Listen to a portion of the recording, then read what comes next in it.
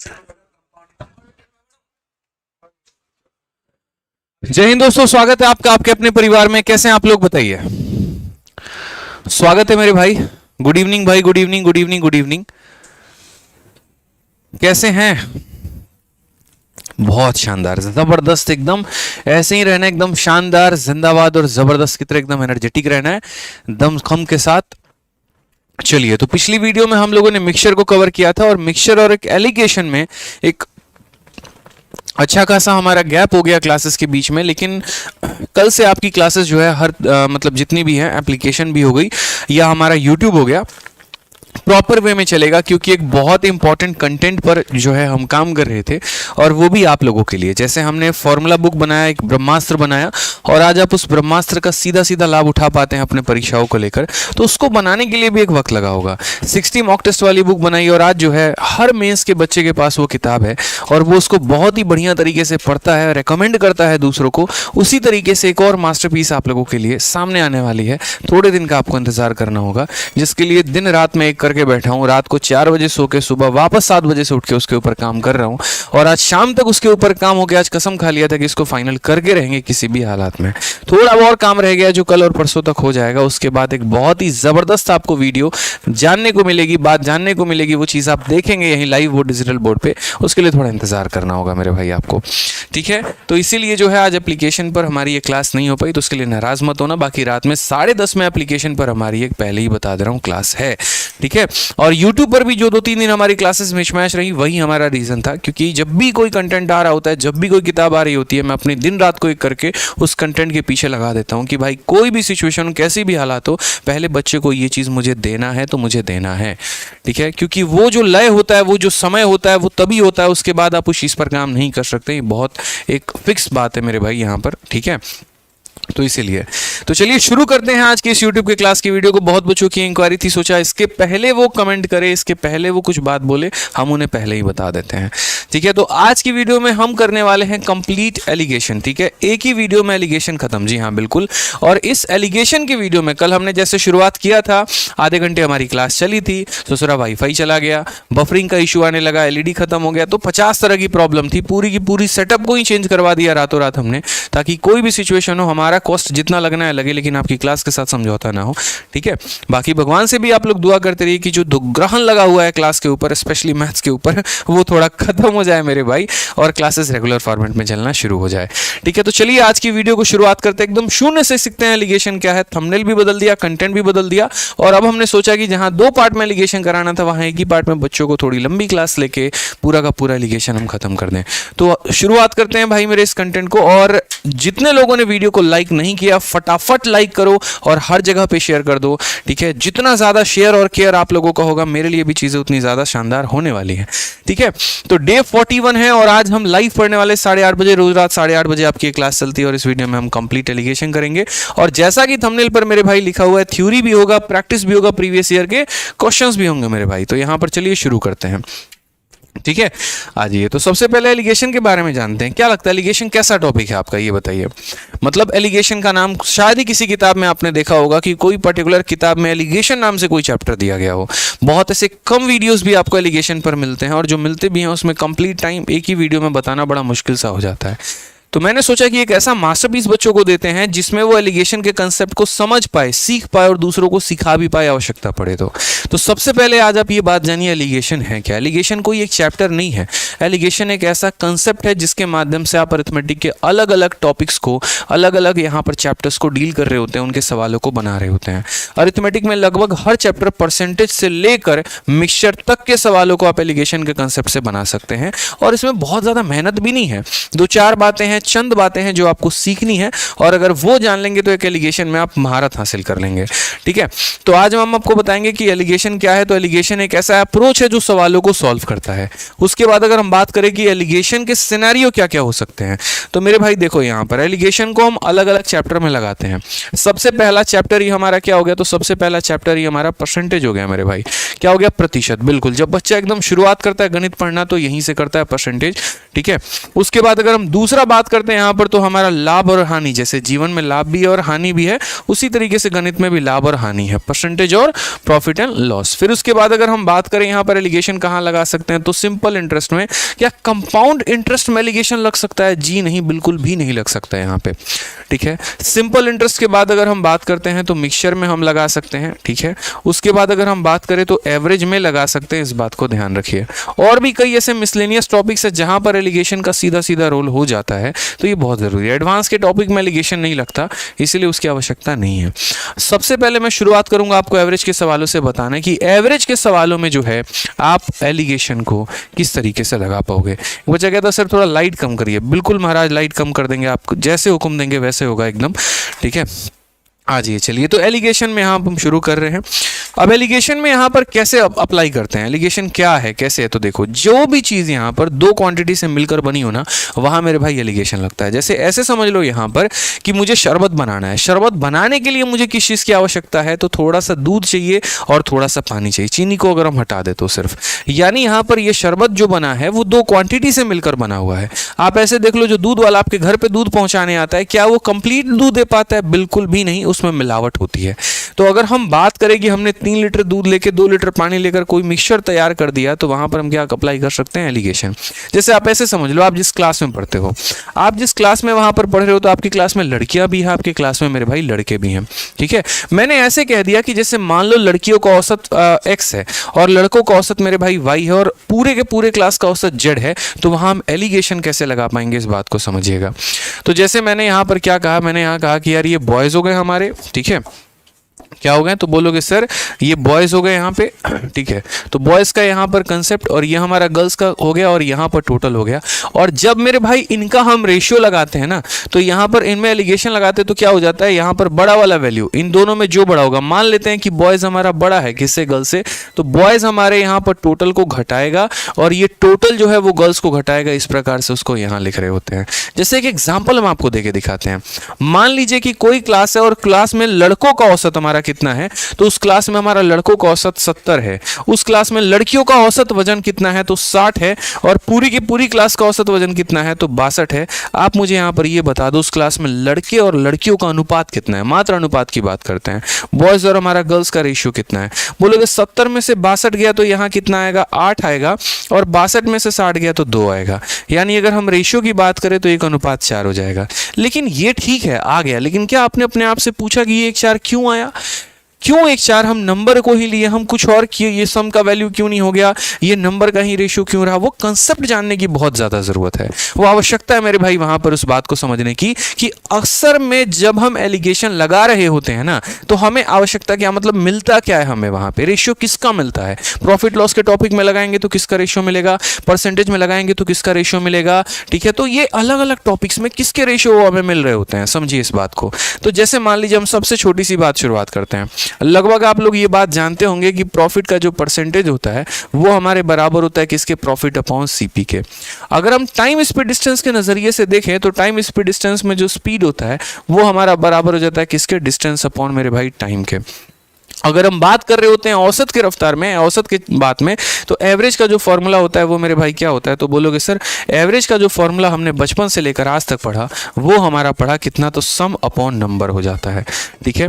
अगर हम cost price की बात कर लेते हैं कि कॉस्ट प्राइस क्या होता है, सीपी हमारा क्या होता है, तो सीपी में आप क्या कहते हैं, आप बोलते हैं सर 5 रुपये प्रति किलो। आपने अक्सर ऐसा बात सुना है। यानी अगर हम सीपी में भी बात करें तो क्या हो जाएगा कि 1 किलो का दाम देखो ये 5 रुपये और कितना हो जाएगा, तो 1 किलो। अब हम आपको एक एक छोटी छोटी चीज बताना शुरू करेंगे। कई ऐसे बच्चे हैं जो मेंस लेवल का तैयारी तक करके बैठे हुए हैं, लेकिन अभी भी उनका एलिगेशन को लेकर कंसेप्ट क्लियर नहीं है, वो आप समझिएगा। एलिगेशन में कभी भी किसी भी क्वांटिटी में अगर आप कोई भी एलिगेशन लगा रहे हैं ना, तो हमेशा उसके इनवर्सली प्रोपोर्शनल जो है रेशियो उसी का मिलता है, अनुपात उसी का मिलता है। जैसे ऐसे समझ लीजिए कि मेरे पास 2 वस्तु है, एक मेरे पास कलम भी है और एक मेरे पास किताब भी है, ठीक है। मैंने जो है वो पेन को कितने के प्रॉफिट में बेचा है, पेन को मैंने 15% के प्रॉफिट में बेचा है। मैंने जो है वो किताब को कितने के प्रॉफिट में बेचा है, तो 9% के प्रॉफिट में बेचा है। और दोनों को जब मिलाकर मैंने ओवरऑल औसत निकालने की कोशिश की कि यार पेन और बुक दोनों पर ओवरऑल मुझे कितने का प्रॉफिट हुआ, तो पता चला मुझे कि यार यहाँ पर 6% का प्रॉफिट हुआ है। हमेशा याद रखना बीच वाला डेटा हमेशा इनके बीच का ही होता है, ठीक है। यहाँ सॉरी 6 ना कह के हम यहाँ पर क्या कहेंगे, हम यहाँ पर 11 कह सकते हैं कि एक ये जो डेटा है एक से बड़ा होगा और दूसरे से हमेशा क्या होगा, छोटा होगा। अब जब इसमें एलिगेशन लगाओगे तो 15 में से 11 माइनस करोगे तो कितना आएगा, 4 आएगा, और 11 में से 2 माइनस करोगे या 9 माइनस करोगे तो कितना आएगा, 2 आएगा। इनका रेशियो कितना है, 1 और 2। अब ये रेशियो किसका आया, तो बोलोगे सर अगर प्रॉफिट परसेंट का लगाओगे ना तो रेशियो किसका मिलेगा, सीपी का। यानी ये प्रॉफिट परसेंट है तो रेशियो किसका मिलने वाला है, तो रेशियो सीपी का मिलने वाला है। उसी तरीके से कल के दिन अगर मान लीजिए स्पीड और स्पीड का एलिगेशन लगाओगे तो रेशियो जो मिलेगा वो तुम्हें टाइम का मिलेगा। एवरेज का लगाओगे तो यहाँ रेशियो किसका मिलेगा, नंबर का मिलेगा। और कॉस्ट प्राइस का एलिगेशन लगाओगे तो क्वांटिटी का रेशियो मेरे भाई मिलने वाला है। इसीलिए यहाँ पर आपने देखा तो एवरेज का एलिगेशन लगाने पर किसका रेशियो मिलता है, तो एवरेज का रेशियो लगाने पर हमें नंबर का रेशियो मिलता है। तो यहाँ पर एक एक करके हम सारे चैप्टर को ब्रीफ वे में बताने वाले हैं। हर चैप्टर का एक कंसेप्ट भी हम आपको सिखाएंगे और उसके ऊपर तगड़े तरीके से सवाल भी कराएंगे ताकि आपको भी मजा आएगा और कहोगे आप कि हाँ सर इस 8:30 वाली क्लास के आदित्य सर की क्लास से हमने बहुत कुछ सीखा है। तो सबसे पहले एवरेज में हम एलिगेशन कैसे लगाते हैं, जैसे मान लीजिए 2 लोग हैं हमारे पास और उससे मिलकर पूरा का पूरा जो है टोटल की बात की जा रही है, तो पहले व्यक्ति का एवरेज यहां लिखिएगा, दूसरे व्यक्ति का एवरेज यहां लिखिएगा, टोटल का एवरेज मेरे भाई यहां पर लिखिएगा। फिर उसके बाद अगर हम बात करेंगे तो यहां पर जब इनका डिफरेंस लेंगे तो वैल्यू यहां आएगा और इन दोनों का डिफरेंस लेंगे तो वैल्यू यहां आएगा, और जो वैल्यू होगा ना मेरे भाई वो उनके नंबर का रेशियो होने वाला है। क्या होने वाला है, नंबर का रेशियो होने वाला है। जैसे शुरुआत करते हैं एकदम सबसे पहले सवाल सीजीएल 3 दिसंबर 2022 में अभी लेटेस्ट में पूछे गए सवालों के साथ, और इसी के साथ आप लोगों का लाइक बढ़ जाना चाहिए और उत्साह बढ़ जाना चाहिए और कमेंट बॉक्स में दनादन हर किसी का आंसर आ जाना चाहिए। तो चलो हमारे मुन्ना और मुन्नी फटाफट आंसर देना शुरू करो सबसे वाले पहले सवाल का। बताइए क्या मेरे भाई आंसर होगा, फटाफट बोलेंगे। सर देखिए कक्षा में 60 छात्रों का औसत अंक 62 है, उस विषय में लड़कों और लड़कियों का औसत अंक 60 और 65 है, कक्षा में लड़कों की संख्या ज्ञात करिए। हमने एक ही बात कहा, हमेशा इस बात को समझना, एक तरफ क्या लिख लो, बॉयज लिख लो। यहाँ पे बोला गया ना, इंग्लिश में भी आप इसे पढ़ लीजिए, इंग्लिश में भी क्या कहा गया है, the average marks of 60 student in a class is 62, ठीक है। The average marks of boys and girls in that subject are 60 and 65, what is the number of boys in the class. बहुत ही प्यारा सवाल, मजा आ जाएगा। देखो यहाँ पे तो मेरे भाई टोटल क्लास में बच्चे कितने हैं, तो मार्क्स ऑफ 60 स्टूडेंट हैं, उस क्लास में कितने बच्चे हैं, तो 60 बच्चे हैं, और उनका औसत कितना है, तो 62 है। Average marks of boys and girls, boys का औसत 60 है, गर्ल्स का औसत 65 है, और हमसे नंबर ऑफ पूछा गया। हमने कहा यार हमें एलिगेशन में इतना आता है कि बॉयज का औसत यहां लिख देते हैं, गर्ल्स का औसत यहां लिख देते हैं, टोटल यहां लिख देते हैं, और नीचे जो हम लिख रहे होते हैं ना इनके नंबर का रेशियो होता है। नीचे हम क्या लिख रहे होते हैं, तो नीचे इनके नंबर का मेरे भाई रेशियो होता है। इस बात को हमें ध्यान रखना है, समझना है, जानना है, ठीक है। तो हमने यहां पर क्या कहा, कितने बच्चे हैं, 60, ठीक है, बाद में देखेंगे। 60 बच्चों का औसत कितना है, 62, यानी ये हमारा टोटल का औसत है। आपकी नजरें पकड़ ले सवाल के अंदर डेटा को, इस बात को ध्यान रखो। तो पूरे के पूरे क्लास का औसत हमारा कितना है, 62 है। पूरे के पूरे क्लास का औसत हमारा कितना है, तो 62 है। तो टोटल के जगह कितना लिखेंगे, 62 लिखेंगे। फिर उसके बाद लड़के और लड़कियों का, ये हमारा लड़कों का औसत है और ये हमारा लड़कियों का औसत है।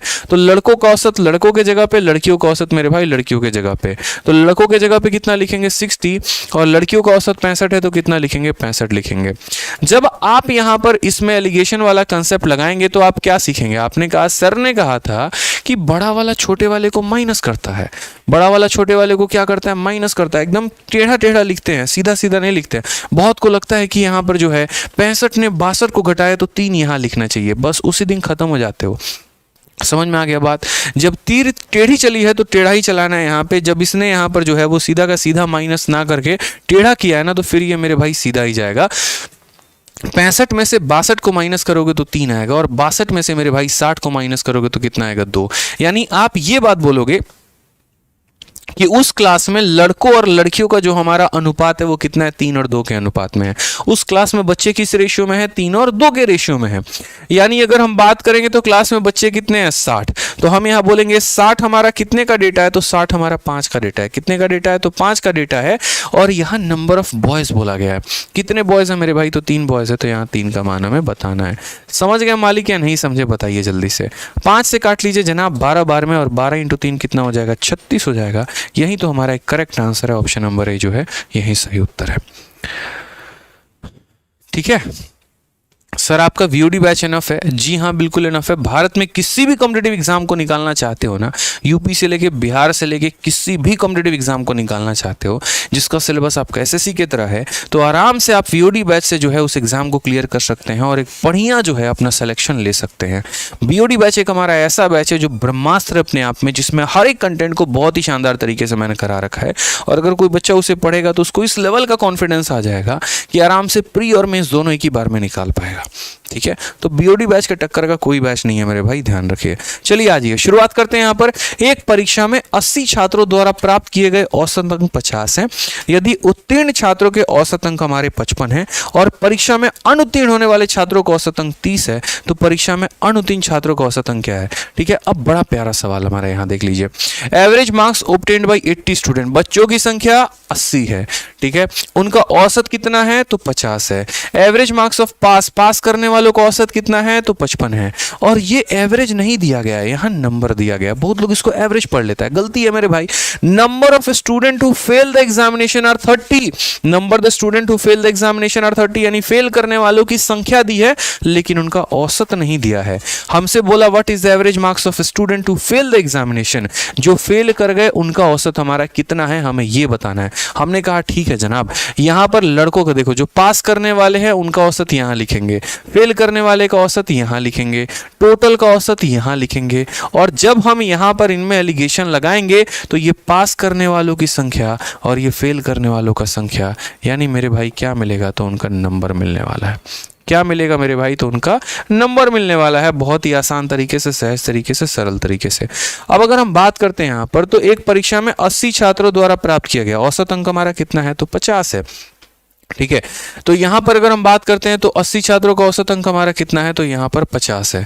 फिर उसके बाद उत्तीर्ण करने वाले छात्रों का औसत अंक कितना है? तो 55 है। यहाँ पे उत्तीर्ण करने वाले छात्रों का औसत अंक यानी पास करने वालों का हमारा कितना है? तो पास करने वालों का मेरे भाई जो है वो जरा समझिएगा, उत्तीर्ण करने वालों का एक मिनट यहाँ रुक जाइए।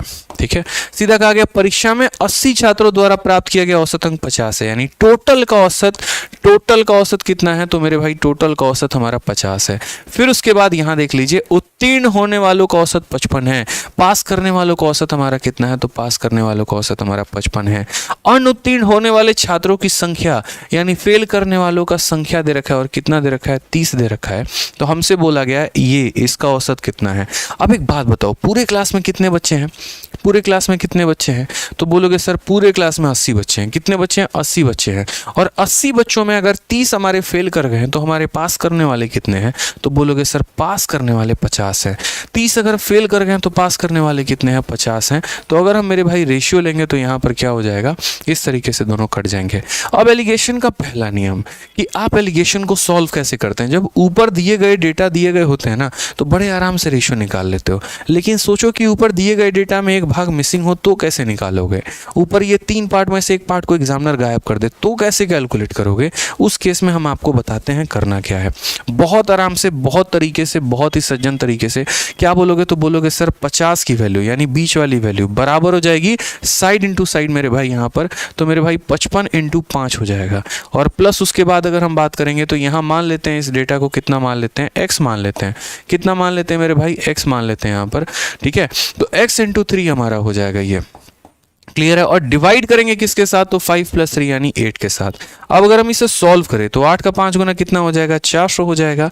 55 का 5 गुना कितना हो जाएगा? तो बोलोगे 275 हो जाएगा। प्लस कितना हो गया मेरे भाई? 3x हो गया। इसमें से इसे माइनस करिए यहाँ पे। ठीक है, ठीक है, तो यहाँ पर हमारा कितना हो जाएगा? कुल मिलाकर 125 हो जाएगा। और ये 125 किसकी वैल्यू है? 3x की। अगर हम 3 से काटना शुरू करें तो मेरे भाई 3 से देखो ये कैसे कटेगा? 3 का 4 गुना 12, 3 का 1 गुना 3, 2 बच जाएगा, दशमलव लगाओगे 20 हो जाएगा, और 0.66 41.66 ऑप्शन नंबर ए जो है आओ कभी हवेली पे इज द करेक्ट आंसर हो जाएगा। ठीक है भाई, क्या हो जाएगा? आओ कभी हवेली पे। बहुत अच्छी बात है। Option number A, option number A, option number A जो होगा बिल्कुल सही उत्तर होगा। कल की क्लास तक ये 2 सवाल हम लोगों ने कर लिए थे और इसके बाद बिजली ने धोखा दे दिया था। ठीक है, और बिजली नहीं मतलब हमारी एलईडी ने धोखा दे दिया था, और उसके बाद जो है तब क्या ही बताएं, हम तो कुछ बोलेंगे ही नहीं हम। तो चलिए आगे बढ़ते हैं, आगे के सवालों को हम यहाँ पर देखते हैं। ठीक है सर, मोटिवेट करिए, पढ़ाई में मन कम लग रहा है। मिस्टर पता नहीं क्या नाम है, मिस्टर अंसारी करके हैं, अनीशा जो भी हैं करके। देखो मेरे भाई एक छोटी सी बात बोलूँगा, ठीक है, मतलब कई सारी बातें होती हैं, कई सारी मोटिवेशनल कोट्स होते हैं, और मतलब गीता में कई सारी बातें कही गई हैं, और बाकी ऐसे भी मतलब आप मोटिवेशनल कोट्स अच्छे अच्छे लीडर्स की, अच्छे अच्छे लोगों की सुनते हो। देखो हर किसी का होता है ना एक अपना तरीका होता है। अगर एक ही मोटिवेशन पर पूरी दुनिया चल रही होती ना तो सबकी स्टेटमेंट एक जैसी होती, सब अलग अलग बातें नहीं बोलते हैं। एपीजे अब्दुल कलाम की जो स्टेटमेंट होती है वो अलग होती है। वो सीधी सी ये बात बोलते हैं कि if you salute your duty you don't need to salute anybody, but if you pollute your duty you have to salute everybody. ठीक है। दूसरा वो ये भी कहते हैं कि सपने वो नहीं जो आप सोने के बाद देखते हैं, सपने तो वो हैं जो सोने नहीं देते हैं। ये उनके अपने थॉट हैं। अगर आप मार्टिन लूथर किंग की बात सुनोगे उनका अलग है, बिल गेट्स की बात सुनोगे उनका अलग है। ठीक है। कोई भी इंसान कोई भी स्टेटमेंट वो तब दे पाता है जब उस प्रिंसिपल्स पर वो जीना शुरू करता है। तो आज के समय मेरा मानना यहाँ पर ये है कि अगर आप कोई भी चीज़ को अगर पाना चाह रहे हैं, कोई भी अगर आपके मन में एक थॉट एक विजन है यहाँ पर, उसके लिए दिन रात मेहनत शुरू करिए और उसके लिए अलग अलग तरीकों को ढूंढिए किस तरीके से आप उसे बेहतर कर सकते हैं। नौकरी निकालना हर कोई चाहता तो है, हर कोई चाहता है कि मेरा सीजीएल में नौकरी हो जाए, हर कोई चाहता है मेरा सीएचएसएल हो जाए, हर कोई चाहता है कि मेरे पास एक सरकारी नौकरी आ जाए, लेकिन हर कोई वो सेम पैटर्न फॉलो कर रहा है जो पूरी की पूरी दुनिया फॉलो कर रही है। इस वजह से जो वो चंद नौकरियां हैं वो कुछ लोगों को मिल पा रही हैं, और वो भी उनको मिल पा रही हैं जिनके तरीके थोड़े से डिफरेंट हैं, जिनके तरीके थोड़े से नहीं हैं। आज एक बात बताइए, हम अगर अच्छा पढ़ा रहे हैं, हम यहाँ पर क्लासेस आप लोगों को दे रहे हैं, तो मेरी चीज़ों को देख के और लोगों को भी है इच्छा यार हम भी ऐसा करेंगे, हम भी ऐसा करेंगे, हम भी ऐसा करेंगे, लेकिन क्या मेरे नक्शे कदम पर चल कर क्या वो एक अच्छे एजुकेटर बन पाएंगे? सोचिए, अगर मैं किसी का फोटोकॉपी होता या कोई मेरा फोटोकॉपी होगा तो चल पाएगा? कभी नहीं पॉसिबल है। यानी आपको अपना वे बनाना है, आपको अपने रास्ते बनाने हैं और अपनी चीज़ें मंजिल को हासिल करनी है। थोड़ा तरीका बदलिए, थोड़ा नज़रिया बदलिए मेरे भाई यहाँ पर, और उस तरीके से मेहनत करना शुरू करिए। ठीक है। बस एक बात बोलूँगा, ज़िंदगी में जो मुझे सबसे ज़्यादा लगता है वो ये लगता है कि भाई मैं बेकार का बैठने वाला इंसान नहीं हूँ। अगर मैं खाली बैठ गया ना मुझे बेचैनी होनी शुरू हो जाती है। अरे यार ये गलत हो रहा है, यार ऐसा नहीं, मज़ा नहीं आ रहा, मतलब ठीक है क्यों खाली बैठे हो, कुछ काम कर लो, कुछ और बेहतर कर लो। आप में से बहुत ऐसे बच्चे हैं घंटों घंटों तक मोबाइल चलाना शुरू करते हैं और चलाते ही रहते हैं, चलाते ही रहते हैं। आप मतलब सेटिस्फैक्शन जब तक ना मिल जाए। 2 घंटा चला लिया, 3 घंटा चला लिया, उससे कुछ मिला क्या? एट द एंड कुछ गेन कर पाए क्या? पूरी दुनिया की लाखों नॉलेज पता कर ली, आईपीएल में उनकी कंट्रोवर्सी चल रही है, वो चल रहा है, वो चल रहा है, वो चल रहा है, लेकिन अपने लिए फ़ायदा क्या निकाल पाए? कुछ भी नहीं, ना के बराबर है। मेरा मानना ये है कि पहले आप कुछ अचीव कर लीजिए, पहले थोड़ा आगे बढ़ जाइए, थोड़े अपने आप को एक कामयाब स्थिति में लेकर आ जाइए जिसके कारण आपको भी थोड़ा प्राउड फील हो, आपके पेरेंट्स को भी थोड़ा प्राउड फील हो, और उसके बाद अपनी जितनी ख्वाहिशें हैं, मूवी देखना, घूमना, दोस्ती यारी करना, सब चीज़ करना, तब उसको पूरा भी करिएगा तो थोड़ा अच्छा भी लगेगा। बट ना वो अभी उम्र है, ना वो अभी समय है सही चीज़ों को लेकर कि आप टाइम वेस्ट कर रहे हैं फालतूगिरी में और इन चीज़ों को लेकर। तो थोड़ा सा वक्त दीजिए अपने आप को, सोचिए कि जो कर रहे हैं वो सही कर रहे हैं कि गलत कर रहे हैं, और उस हिसाब से मेहनत करना शुरू करिए। क्योंकि आपकी मेहनत इतनी भी ज़्यादा नहीं है कि वो आपके सपने को पूरा कर पाए, क्योंकि अगर इतनी ज़्यादा होती तो सिलेक्शन आपका होता, दूसरों का नहीं होता। यानी जाहिर सी बात है जिसका सिलेक्शन हो रहा है उसकी रणनीति भी नहीं है और उससे मेहनत भी आपसे ज़्यादा है।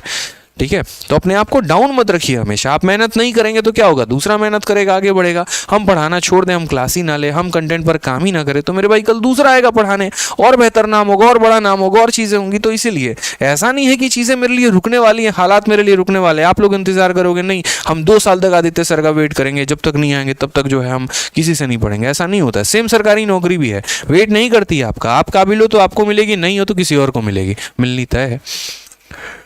ठीक है, आ जाइए चलिए। तो 90 छात्रों का एक कक्षा में 60% लड़कियां हैं तथा शेष हमारे लड़के हैं। लड़कों के औसत अंक 63 हैं और लड़कियों का 70 है। पूरी कक्षा का औसत अंक हमारा क्या होने वाला है, हमें ये बताइए। हमने कहा ठीक है, क्लास जो बनता है वो किससे बनता है? लड़कियों से भी बनता है और लड़कों से भी बनता है। उसमें कितने बच्चे हैं? तो 90 बच्चे हैं। 60% लड़कियां हैं, बाकी हमारे लड़के। हमने कहा ठीक है भाई साहब, बताते हैं ना यहाँ पे, ये बॉयज़ हो गया, ये गर्ल्स हो गया, और ये टोटल हो गया लड़कों का औसत यहाँ पर। ठीक है, लड़कों का औसत हमारा कितना है? 63 है। तो बॉयज़ के जगह पे हम कितना लिखने वाले हैं? तो 63 लिखने वाले हैं। उसके बाद गर्ल्स का औसत हमारा कितना है? तो गर्ल्स का औसत हमारा 70 है मेरे भाई। ठीक है। Average marks of whole class, पूरी क्लास का औसत पूछा है तो उसको कितना बोल देंगे? x बोल देंगे। ठीक है। अब उसके बाद यहाँ पर जो है वो बोला गया है कि यहाँ पर 90 बच्चे, आवश्यकता ही नहीं है इसकी यार, क्यों लिख रहे हो 90 बच्चे? जब लड़के और लड़कियों का हमारा अनुपात लिखना है तो टोटल लिखने की आवश्यकता ही नहीं है। अब क्वेश्चन में क्या कहा गया? 60% लड़कियां हैं और बाकी हमारे लड़के लड़के हैं। तो अगर हम बात करते हैं लड़कियों को लेकर तो गर्ल्स हमारी कितनी है, तो 60% है। और जो बच गए मेरे भाई वो कौन है, तो जो बाकी बच गए वो हमारे लड़के हैं, यानी कौन से हो गए, 40% हमारे लड़के हो गए। हमें आवश्यकता नहीं है 90 को लेकर उसका 60% उसका 40% निकालने की। आसान भाषा में 60% लड़कियां हैं, 40% हमारे लड़के हैं। खेल खत्म भाई, दैट्स इट। ठीक है, अब हम आगे बढ़ते हैं, आगे की बात को यहाँ जानते हैं। अगला बात हमें क्या कहा गया, अगला बात यहाँ पर बहुत ही साफ लफ्जों में है कि सर ये 20 का कितना हो जाएगा, 2 गुना हो जाएगा सर, और ये 20 का हमारा कितना हो जाएगा, 3 गुना हो जाएगा। और आगे जाने, चलिए ठीक है। अब यहाँ पर मैंने वही बात कहा था कि x की वैल्यू निकालने का तरीका क्या है, तो x की वैल्यू निकालने का तरीका ये है साइड इनटू साइड। यानी हम बात करेंगे सर, देखो साइड वाले को साइड वाले से गुना करिए, तो 63 को किससे गुना करिए, 2 से गुना करिए, प्लस साइड वाले को साइड वाले से गुना करिए, यानी 70 को 3 से गुना करिए, और डिवाइड करिए मेरे भाई किसमें, 2 + 3 में, यानी 2 + 3 में यहाँ पे। ठीक, समझ गया मेरी बात को। यहाँ पर आप बोलेंगे सर ये कितना है, तो 126 है, और ये हमारा कितना है, तो बोलेंगे सर 210 है, और इसको भाग कितने से करना है, तो 5 से भाग करना है। अगर हम इनको देखें तो ये हमारा 336 हो जाएगा। 336 को हम 5 से भाग करेंगे। इतिहास गवाह है, हमने बता रखा है आपको कि जब भी किसी भी संख्या को दुनिया में 5 से भाग करना हो ना, हम 5 से भाग नहीं करते हैं। हम यहाँ पर क्या करते हैं मेरे भाई, हम यहाँ पर बहुत ही तसल्ली से इसका डबल करते हैं। 336 का डबल हमारा कितना हो जाता है, 672। तो पहले डबल कर दो और एक संख्या छोड़कर दशमलव लगा दो। 67.2 ऑप्शन नंबर जो डी होगा वो हमारा करेक्ट आंसर होगा। और डी फॉर क्या होता है मेरे भाई, एक अच्छा सा वोकैबुलरी जल्दी से लिख कर बताओ कमेंट बॉक्स में, तभी साथ के साथ भाई हमारा मैथ्स भी कंप्लीट होता रहेगा और वोकैब भी कंप्लीट होता रहेगा। तो सुकून आपको भी आता रहेगा, सुकून हमको भी आता रहेगा। चलिए आगे बताते हैं। नेक्स्ट यहाँ पर देखिए, सीजीएल मेंस का हमारा क्वेश्चन हो गया 29 जनवरी 2022, एकदम आज से 1 साल पहले लेटेस्ट सवाल हमारा। और मेंस में भी आपका एलिगेशन का क्वेश्चन आता है। आप लोगों में से बहुत लोग ये सोचते हैं प्री में आ रहा है, ऐसा नहीं है। प्री हो जाए या मेंस हो जाए, कोई भी सिचुएशन हो जाए, दोनों में एलिगेशन से सवाल पूछे जाते हैं। किसी को नहीं आता लगाने तो वो लंबा खींचता है, जिसको आता है वो शॉर्ट में लपेट देता है। ठीक है, जैसे यहाँ देखिए, एक कक्षा में वर्ग ए और वर्ग बी के छात्रों की संख्या है। यहाँ पर वर्ग ए के छात्रों का संख्या है, वर्ग बी के छात्रों का संख्या है। सभी छात्रों के गणित में औसत अंक हमारा 75 है। सभी छात्रों का गणित में औसत अंक हमारा कितना है, तो हमने कहा 75 है सर, ये टोटल का औसत है, ध्यान रखिएगा यहाँ पे। यदि वर्ग ए में छात्रों का औसत अंक वर्ग बी के छात्रों के औसत अंक की तुलना में 20% अधिक है, तो वर्ग ए में छात्रों का औसत अंक कितना है। अब यार बड़ा प्यारा क्वेश्चन हमारा, बताओ।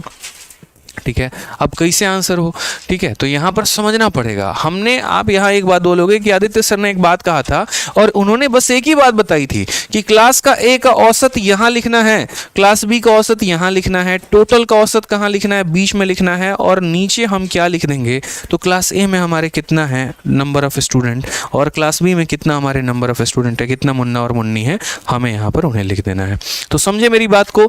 यानी अगर हम आसान भाषा में बात करें तो एक औसत यहाँ, बी का औसत यहाँ, टोटल का यहाँ, इनका नंबर का रेशियो नीचे लिख देंगे। सारा खेल झोल झमेल यहीं पर है। ठीक है, अब यहाँ पढ़ते हैं, समझते हैं इस बात को यहाँ पे।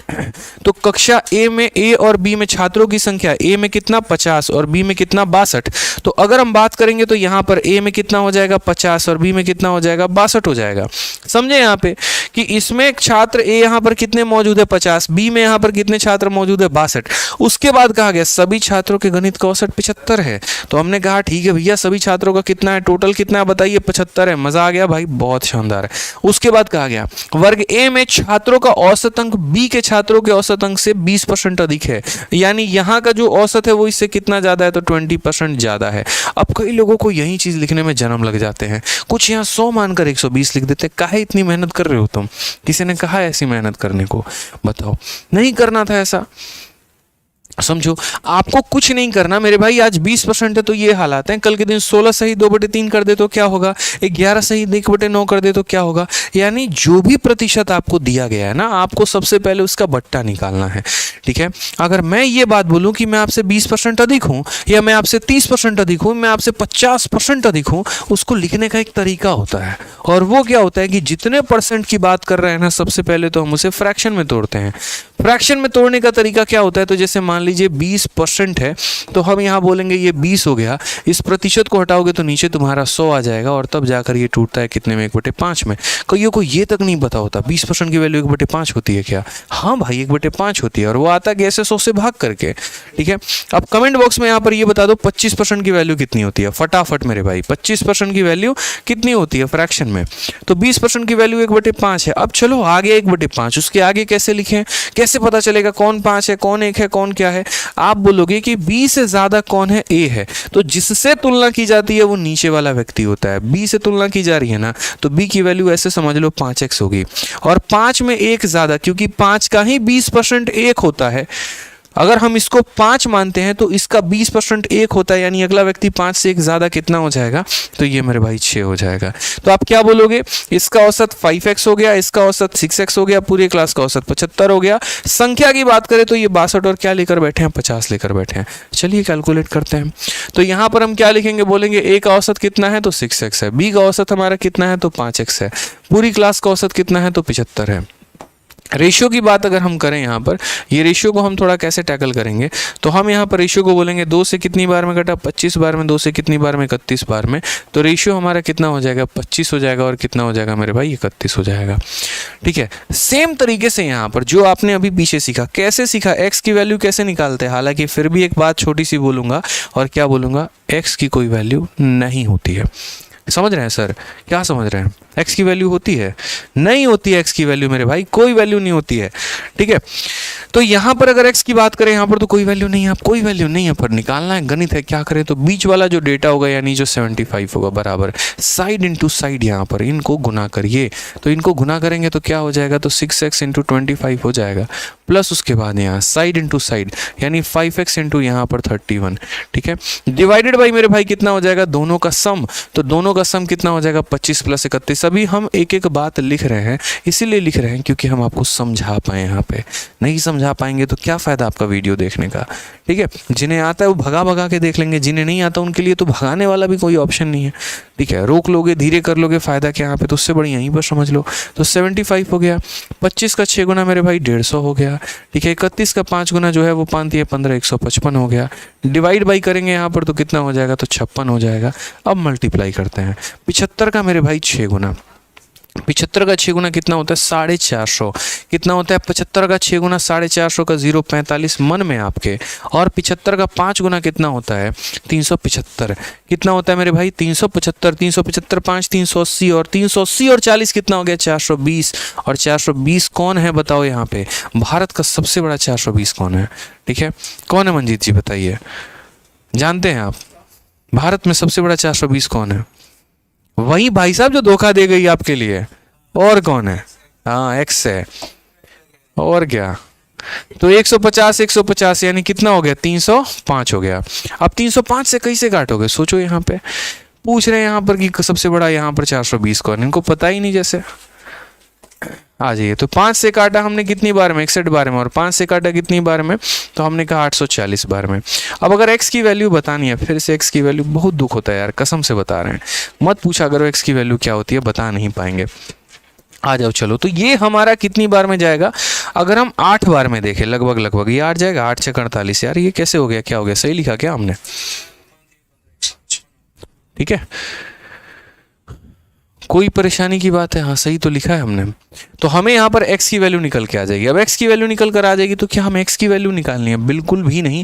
क्वेश्चन में कहा गया what is the average score of a student in section A. Section A में ला रहे बच्चों का औसत कितना है, तो सेक्शन ए में ला रहे बच्चों का औसत कितना है, यानी कितना है, 6x है, क्योंकि ये सेक्शन ए की बात है और ये सेक्शन बी की बात है। तो इसीलिए अगर हम सेक्शन ए की बात मेरे भाई करेंगे ना, तो हम 6x की बात करेंगे, यानी इसका 6 गुना। तो मेरे भाई इसका 6 गुना कितना हो जाएगा, 0 6 चौके 24, 8 6 48 और 2 50, इतना बटे मेरे भाई 61 हो जाएगा।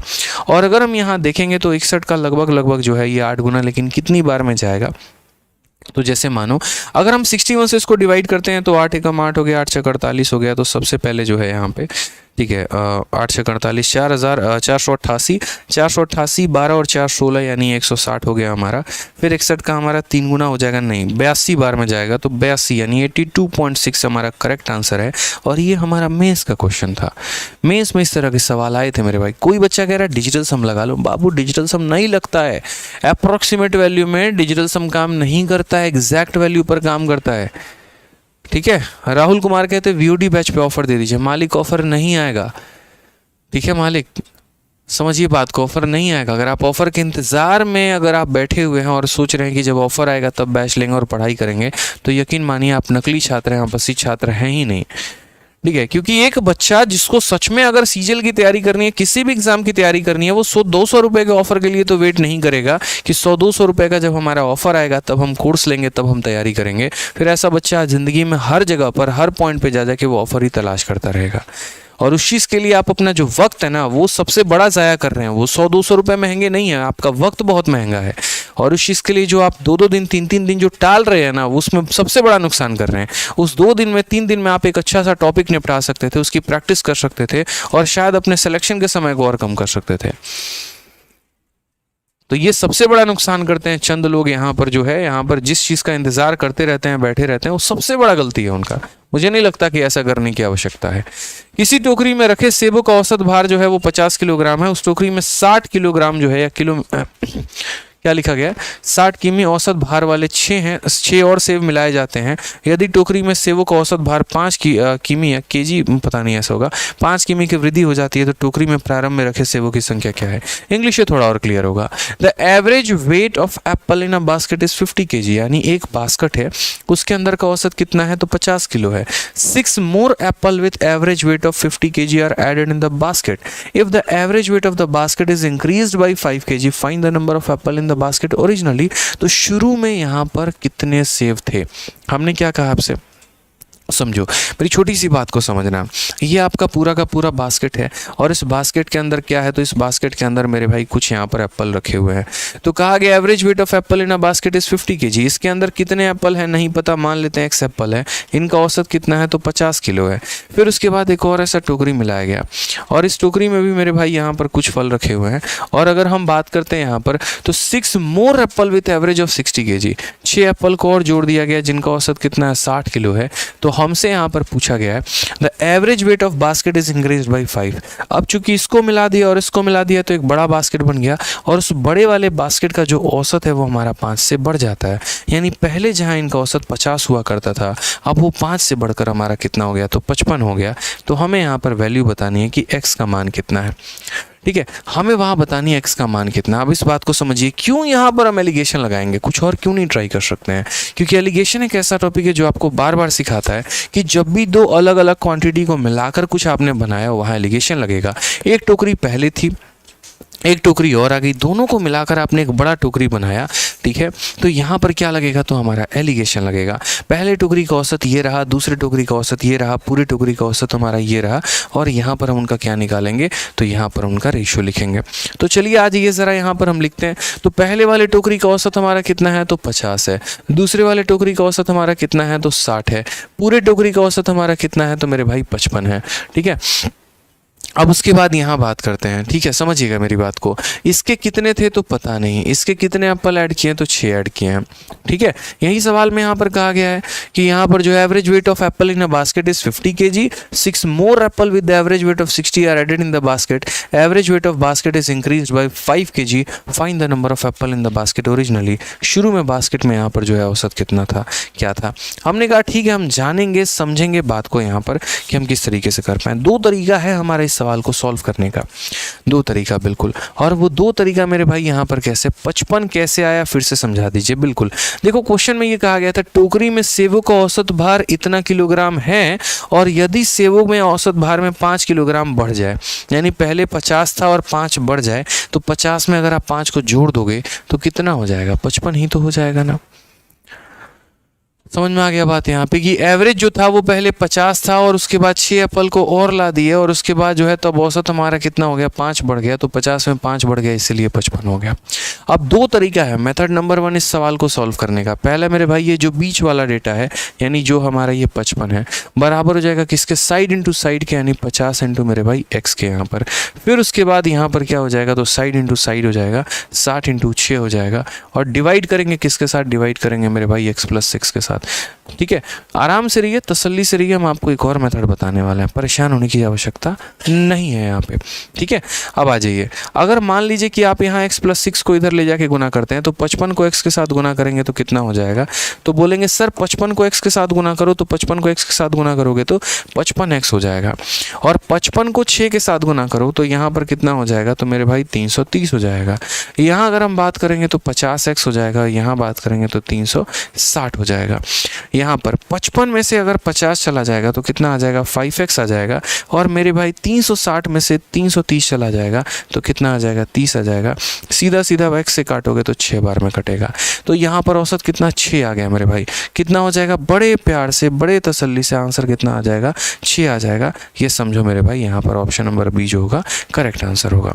तो ये तो हमारा एक मेथड हो गया, लेकिन चूंकि आपको पता है हमेशा से जो मेरा पढ़ाने का तरीका रहा है वो क्या रहा है कि पहले हमने एक मेथड बता दिया, अब उसके बाद हम आपको दूसरा मेथड बताते हैं और मेरे भाई हम शॉर्ट में बताते हैं।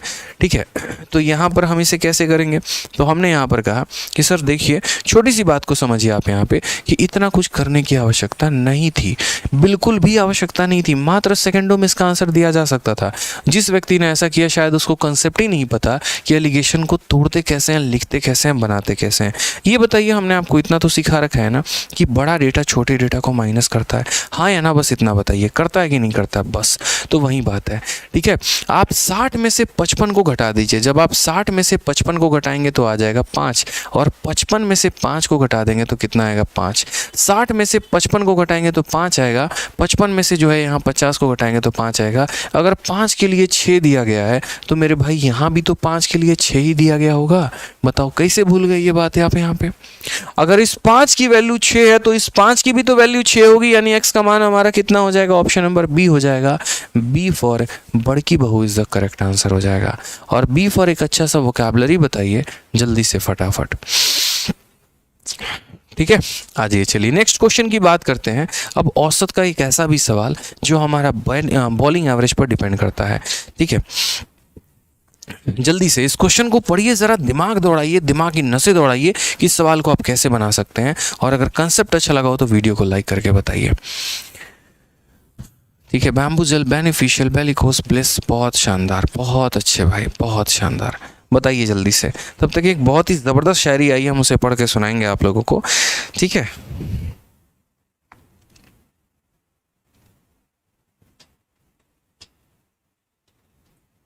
क्या बात है, बहुत शानदार, बिल्कुल भी ये सस्ता शायरी नहीं है, बहुत अच्छी शायरी है, वाह।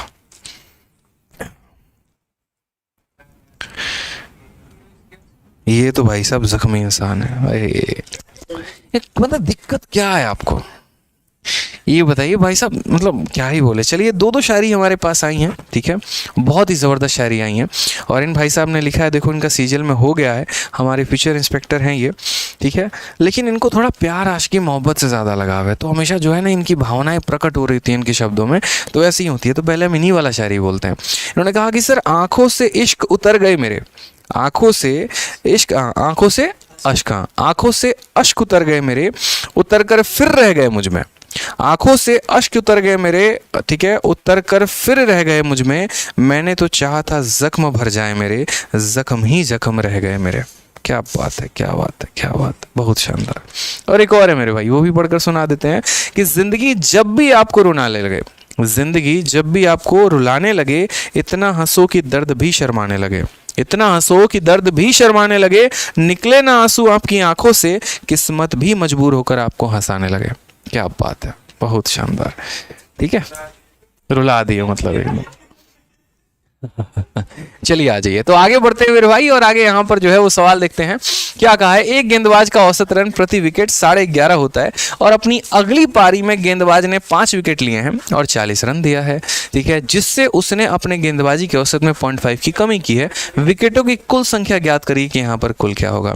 आप सोचिए कि एक बैट्समैन का औसत हम कैसे निकालते हैं और एक बॉलर का औसत हम कैसे निकालते हैं, ठीक है, कैसे निकालेंगे मेरे भाई, यहाँ पर ये बताओ। कोई तो रोक लो, नहीं रुकने वाले, और बोलो। चलो, तो यहाँ पर बॉलिंग एवरेज जो होता है ना, वो कंसेप्ट बड़ा प्यारा है और बॉलिंग एवरेज हमें सीखना है मेरे भाई, ठीक है, कि बॉलिंग एवरेज होता क्या है, कैसे हम बॉलिंग एवरेज को निकालते हैं, ठीक है। तो आप जैसे आईपीएल का भी मैच देखते हैं, अब आईपीएल का मैच अभी देख रहे हैं, नीलामी तो पहले हो गई थी, और नीलामी हो गई थी तो बैट्समैन को उठाने के लिए उसका स्ट्राइक रेट, उसका रन और यहाँ पर बाकी चीज़ें देखी जाती हैं। लेकिन ये सोचो यहाँ पर कि एक बॉलर के लिए, अगर मान लीजिए कि मैं मुंबई इंडियंस की टीम से हूँ या चेन्नई सुपर किंग्स की टीम से हूँ, मुझे कोई अच्छा बॉलर चाहिए, मैं ऑक्शन में क्या देखूंगा कि इसका औसत कितना है, यानी ये जो पारी खेलता है उस पारी में यहाँ पर किस तरीके से विकेट ले रहा है, कितना इसका स्ट्राइक, मतलब एक तरीके से एवरेज है।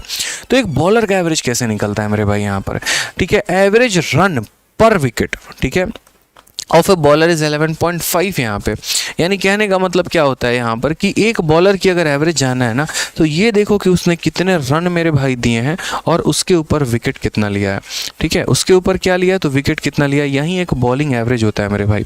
समझ रहे हो मेरी बात को, यानी अगर किसी बॉलर ने 50 रन देकर 5 विकेट लिए हैं, यानी हर विकेट पर लगभग जो है उसने कितने का औसत खाया है, तो उसने जो है 10 रन लुटाए हैं, 10 रन लुटाया है, तब जाकर उसको 1 विकेट मिली है, तब जाकर 1 विकेट की सफलता मेरे भाई यहाँ पर मिली हुई है, ठीक है। तो यहाँ पर सवाल में क्या कहा, तो यहाँ पर जो सवाल में कहा वो ये कहा, एक गेंदबाजी का औसत या गेंदबाज का जो है औसत रन प्रति विकेट 11.5 होता है, यानी ये पहले से था, ये फिक्स था।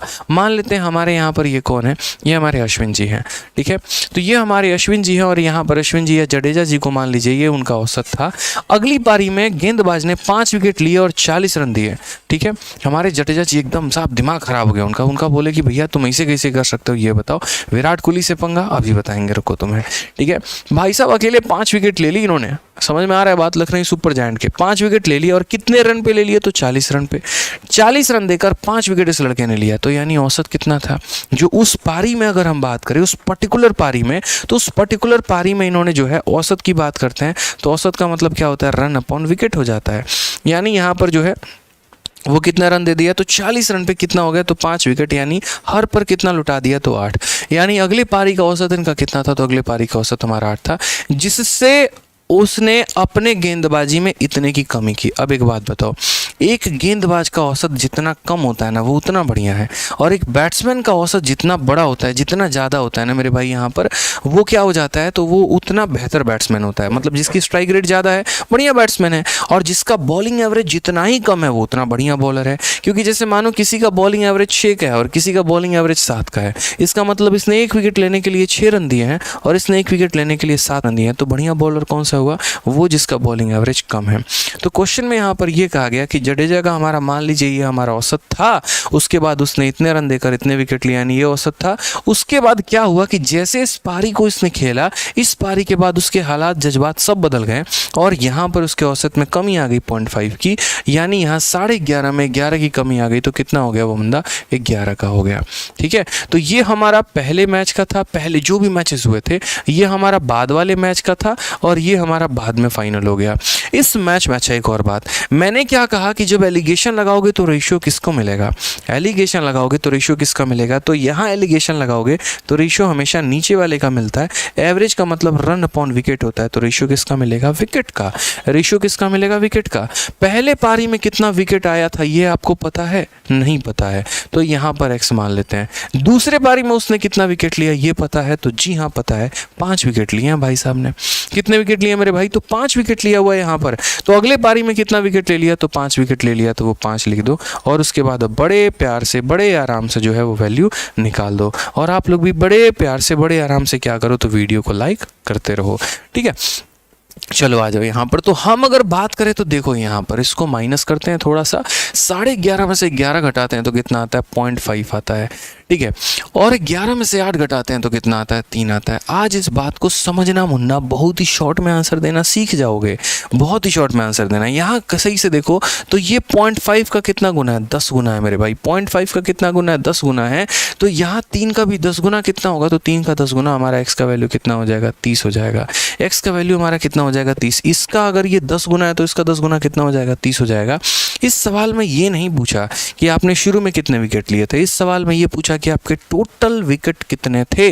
तो शुरू में आपने कितना लिया 30, बाद वाले मैच में लिया 5। तो अगर हम बात करते हैं मेरे भाई टोटल, तो टोटल हमारा हो जाएगा 30 जमा 5 यानी हो जाएगा हमारा 35। 30 जमा 5 यानी कितना हो जाएगा, 35 हो जाएगा। Option number B for Baahubali हमारा करेक्ट आंसर हो जाएगा।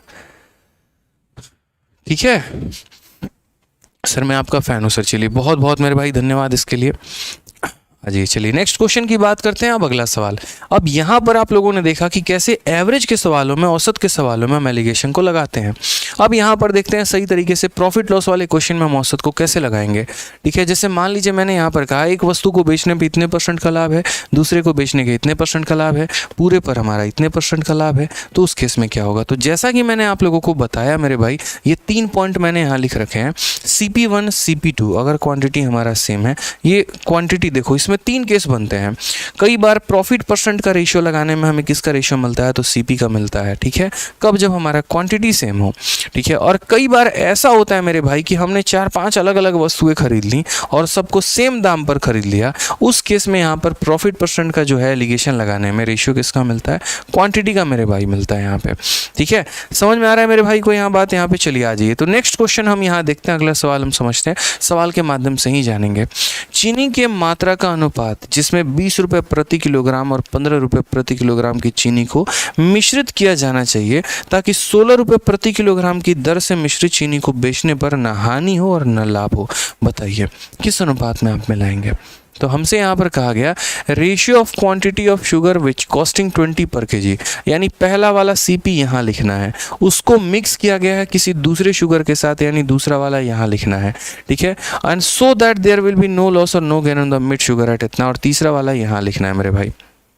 समझो ये वाला स्टेटमेंट हम आपको समझाते हैं। क्या होता है कि जब प्रॉफिट लॉस वाला क्वेश्चन आता है ना, जिसको हम लोग एलिगेशन से बनाते हैं, तो अक्सर एग्जामिनर क्या करता है, यहाँ का कॉस्ट प्राइस दे देता है, यहाँ का कॉस्ट प्राइस दे देता है, और यहाँ कॉस्ट प्राइस ना देके वो बार बार यहाँ सेलिंग प्राइस देता है।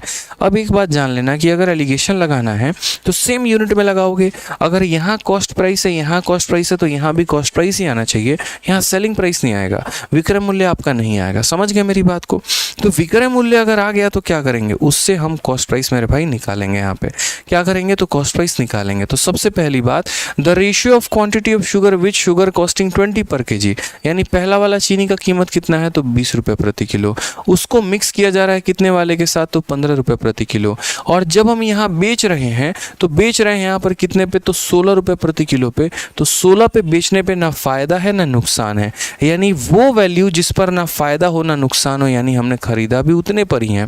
ये 16 कहने के लिए सेलिंग प्राइस है, बस कॉस्ट प्राइस की भी वैल्यू इतनी होगी। ऐसे समझ लो मैंने इस मार्कर को 100 रुपये में बेचा, ना फायदा ना नुकसान, इसका मतलब मैंने खरीदा भी 100 रुपये में था। मैं किसी वस्तु को जितने में खरीदूंगा अगर उतने में ही बेच दूं तो ना मुझे फायदा होगा ना नुकसान होगा। तो वही बात है, इस सवाल में कहा गया कि यदि 16 रुपये पर आप बेचते हैं तो ना फायदा होगा ना नुकसान होगा, यानी 16 रुपये ही हमारा क्या है, तो क्रय मूल्य है। इसलिए हमने यहाँ कितना लिखा है, तो मेरे भाई 16 लिखा है यहाँ पे। क्लियर है ये बात तरीके से। आज ये चलिए नेक्स्ट बात करते हैं। 16 में से 15 चला गया तो कितना आ जाएगा, 1 आ जाएगा। 20 में से 16 चला गया तो कितना आ जाएगा, 4 आ जाएगा। यही हमारा रेशियो है। Option number D for Devasena हमारा करेक्ट आंसर हो जाएगा। तो सवाल इसमें कैलकुलेटिव नहीं होते हैं, बहुत आसान होता है यहाँ पे। ठीक है, बहुत आसान होता है। बस ये रहता है यहाँ पर कि समझने की आवश्यकता है।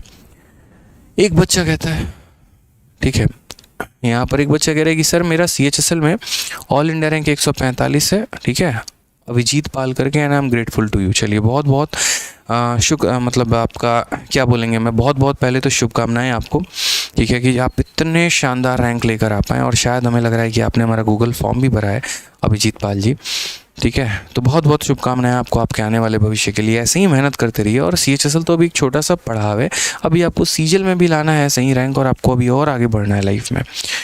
ठीक है, तो ऐसे ही बढ़िया तरीके से मेहनत करते रहो। हम अपने कंटेंट पर, हम अपने आप पर, आप लोगों की क्लासेस पर बहुत फोकस कर रहे हैं। आप लोगों को भी अपने आप पर उतना ही फोकस करना है। ठीक है, चीज़ें चलती रहेंगी, आते रहेंगी, जाती रहेंगी। ठीक है, टीम ने ये सजेस्ट किया कि सर IPL का सीज़न है, बच्चे अभी IPL देख रहे होंगे, किसी और टाइम पर क्लास ले लेते हैं ताकि बच्चे देखें। हमने कहा जो बच्चे यार एक IPL को कुर्बान नहीं कर सकता है, वो अपने सिलेक्शन के लिए बाकी चीज़ों की कुर्बानी कहाँ से डालेगा, ये बताओ। ठीक है यार, किसको पसंद नहीं है IPL? क्या लगता है? मुझे पसंद नहीं है, ये बताओ। आप ही को देखना अच्छा लगता है, मुझे मैच देखना अच्छा नहीं लगता है। घूमना फिरना, मस्ती करना, खाना, ऐशबाजी करना सबको पसंद है, अकेले आप नहीं है। बस यहाँ पर यही है कि किसी का थॉट बहुत क्लियर है, किसी के दृढ़ निश्चय हैं बहुत ज़्यादा, तो अपने काम पर फोकस करता है। और जिसके पास फालतू का समय है, ऐरा गहरा निठल्ला बैठा हुआ है, बेरोजगार बैठा हुआ है, तो वो इन चीज़ों पर टाइम वेस्ट करता है। यार IPL देखना ही है तो हाईलाइट देख लो, क्या परेशानी है? बाद में पता चल ही जाएगा क्या हुआ क्या नहीं हुआ। लेकिन 4 घंटे तक लगातार मैच देखना, उसके एक एक इवेंट को देखना इस तरीके से, इतना घुस कर मेरे भाई उसके अंदर, कि जैसे ऐसे लगे कल परीक्षा में सवाल वहीं से आने वाला है। तो इससे बड़ी मूर्खता तो है ही नहीं। एक तो ऐसे भी बेरोजगार हो, जेब में 100 रुपये है नहीं, तुम्हारे 200 रुपये है नहीं।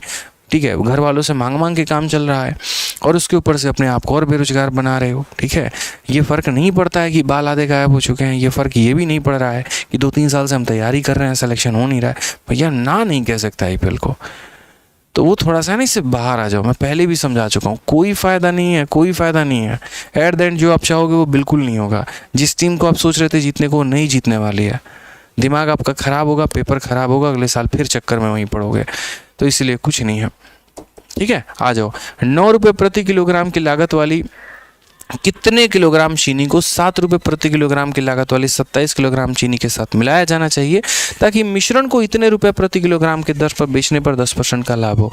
हमने क्या कहा ऐसे सवालों में मेरे भाई? यहाँ पर क्या कहता है? तो मेरे भाई हमने यहाँ पर यह कहा कि देखो, एक वस्तु, जैसे ऐसे सवाल आता है ना, पता है, आसाम की टी को उठा लिया, दार्जिलिंग की टी को उठा लिया, और अपना दुकान खोलने के लिए दोनों की टी को उठा के मिक्स करके हम बेच दिए। आसाम की टी को 100 रुपये किलो में उठाया है, दार्जिलिंग की टी को 120 रुपये प्रति किलो में उठाया है, और अपना वाला 150 रुपये में बेच के 30% का लाभ कमा लिए। मेरे भाई बताओ यहाँ पर किस रेशियो मिला? ऐसे ऐसे सवाल बोले जाएंगे। तो कुछ नहीं करना है, जहाँ पर भी 2 अलग अलग वस्तुओं को मिलाकर कोई तीसरी क्वांटिटी बनाई गई हो ना, तो वहाँ पर हम क्या करते हैं? वहाँ पर हम एलिगेशन लगाते हैं। तो वही वाली बात है। 9 रुपये प्रति किलोग्राम की लागत वाली चीनी, 9 रुपये प्रति किलोग्राम की लागत वाली चीनी को 7 रुपये प्रति किलोग्राम की लागत वाली चीनी के साथ क्या करना है? मिक्स करना है, ताकि मेरे भाई यहाँ पर मिश्रण को इतने रुपए की किलोग्राम की दर से बेचने पर 10% का लाभ हो। यानी सोचो कि अगर मैं किसी वस्तु को इतने रुपए में बेच रहा हूँ और मुझे प्रॉफिट कितने का हो रहा है? 10% का। यानी ये मेरे भाई सेलिंग प्राइस है, कॉस्ट प्राइस नहीं है। और एलिगेशन में क्या करते हैं, अगर पहले का CP लिखा, दूसरे का CP लिखा, तो यहाँ टोटल का CP ही आना चाहिए। बट हम क्या करेंगे? सीधा SP उठा के रख देंगे। ये गलती है हमारी। ये हमारी क्या है? ये हमारी गलती है मेरे भाई, हमें ऐसा काम नहीं करना है। तो हमने कहा पहले का कॉस्ट प्राइस, दूसरे का कॉस्ट प्राइस, और यहाँ क्या लिखेंगे? तो यहाँ पर हम टोटल का कॉस्ट प्राइस लिखेंगे। किसी वस्तु को हम इतने में बेचते हैं और हमें लाभ होता है 10% का, यानी ये हमारा कितने का मान है? तो 100% की वस्तु 10% का लाभ, यानी 110% का मान है। और हमें पता क्या करना है? कॉस्ट प्राइस, यानी हम 100 से गुना कर देंगे। 0 से हमारा 0 खत्म, 11 से हमारा 8 बार में 88, और 4 बार में मेरे भाई कितना होगा? 44। 8.4 को 10 के साथ गुना करेंगे, 84 आएगा। सॉरी 8 पॉइंट मेरे भाई कितना हो जाएगा? यहाँ पर देखो, ऐसे एक काम कर लो, ऐसे कर लो आप कि जैसे मान लो इसका दशमलव हटा दिया तो कितना आ गया? 100 आ गया। इसने इसे ख़त्म कर दिया। 11 से आपने काटा, 8 बार में, 11 से काटा 4 बार में, तो यहाँ पर कितना हो जाएगा?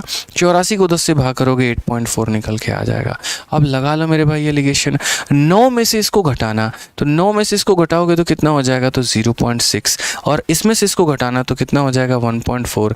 रेशियो निकालते हैं, दशमलव से दशमलव उड़ाते हैं, अनुपात हमारा कितना निकल कर आ जाएगा यहाँ पे? तो हम यहाँ बोलेंगे how many kilogram of sugar costing 9 रुपये per kg with mixture 27 kg of sugar costing इतना। ठीक है, so that there may be a gain of 10% by selling the mixture at 9.24। ठीक है। अब अगर हम यहाँ बात करते हैं, ठीक है, बहुत ये हमारा कितना हो जाएगा, तो 1.4 हो जाएगा, ठीक है। इसमें से जब हम इसे माइनस करेंगे तो 1.4, अगर हम रेशियो की बात करेंगे तो 7 बार में, और ये कितना हो जाएगा 3 बार में।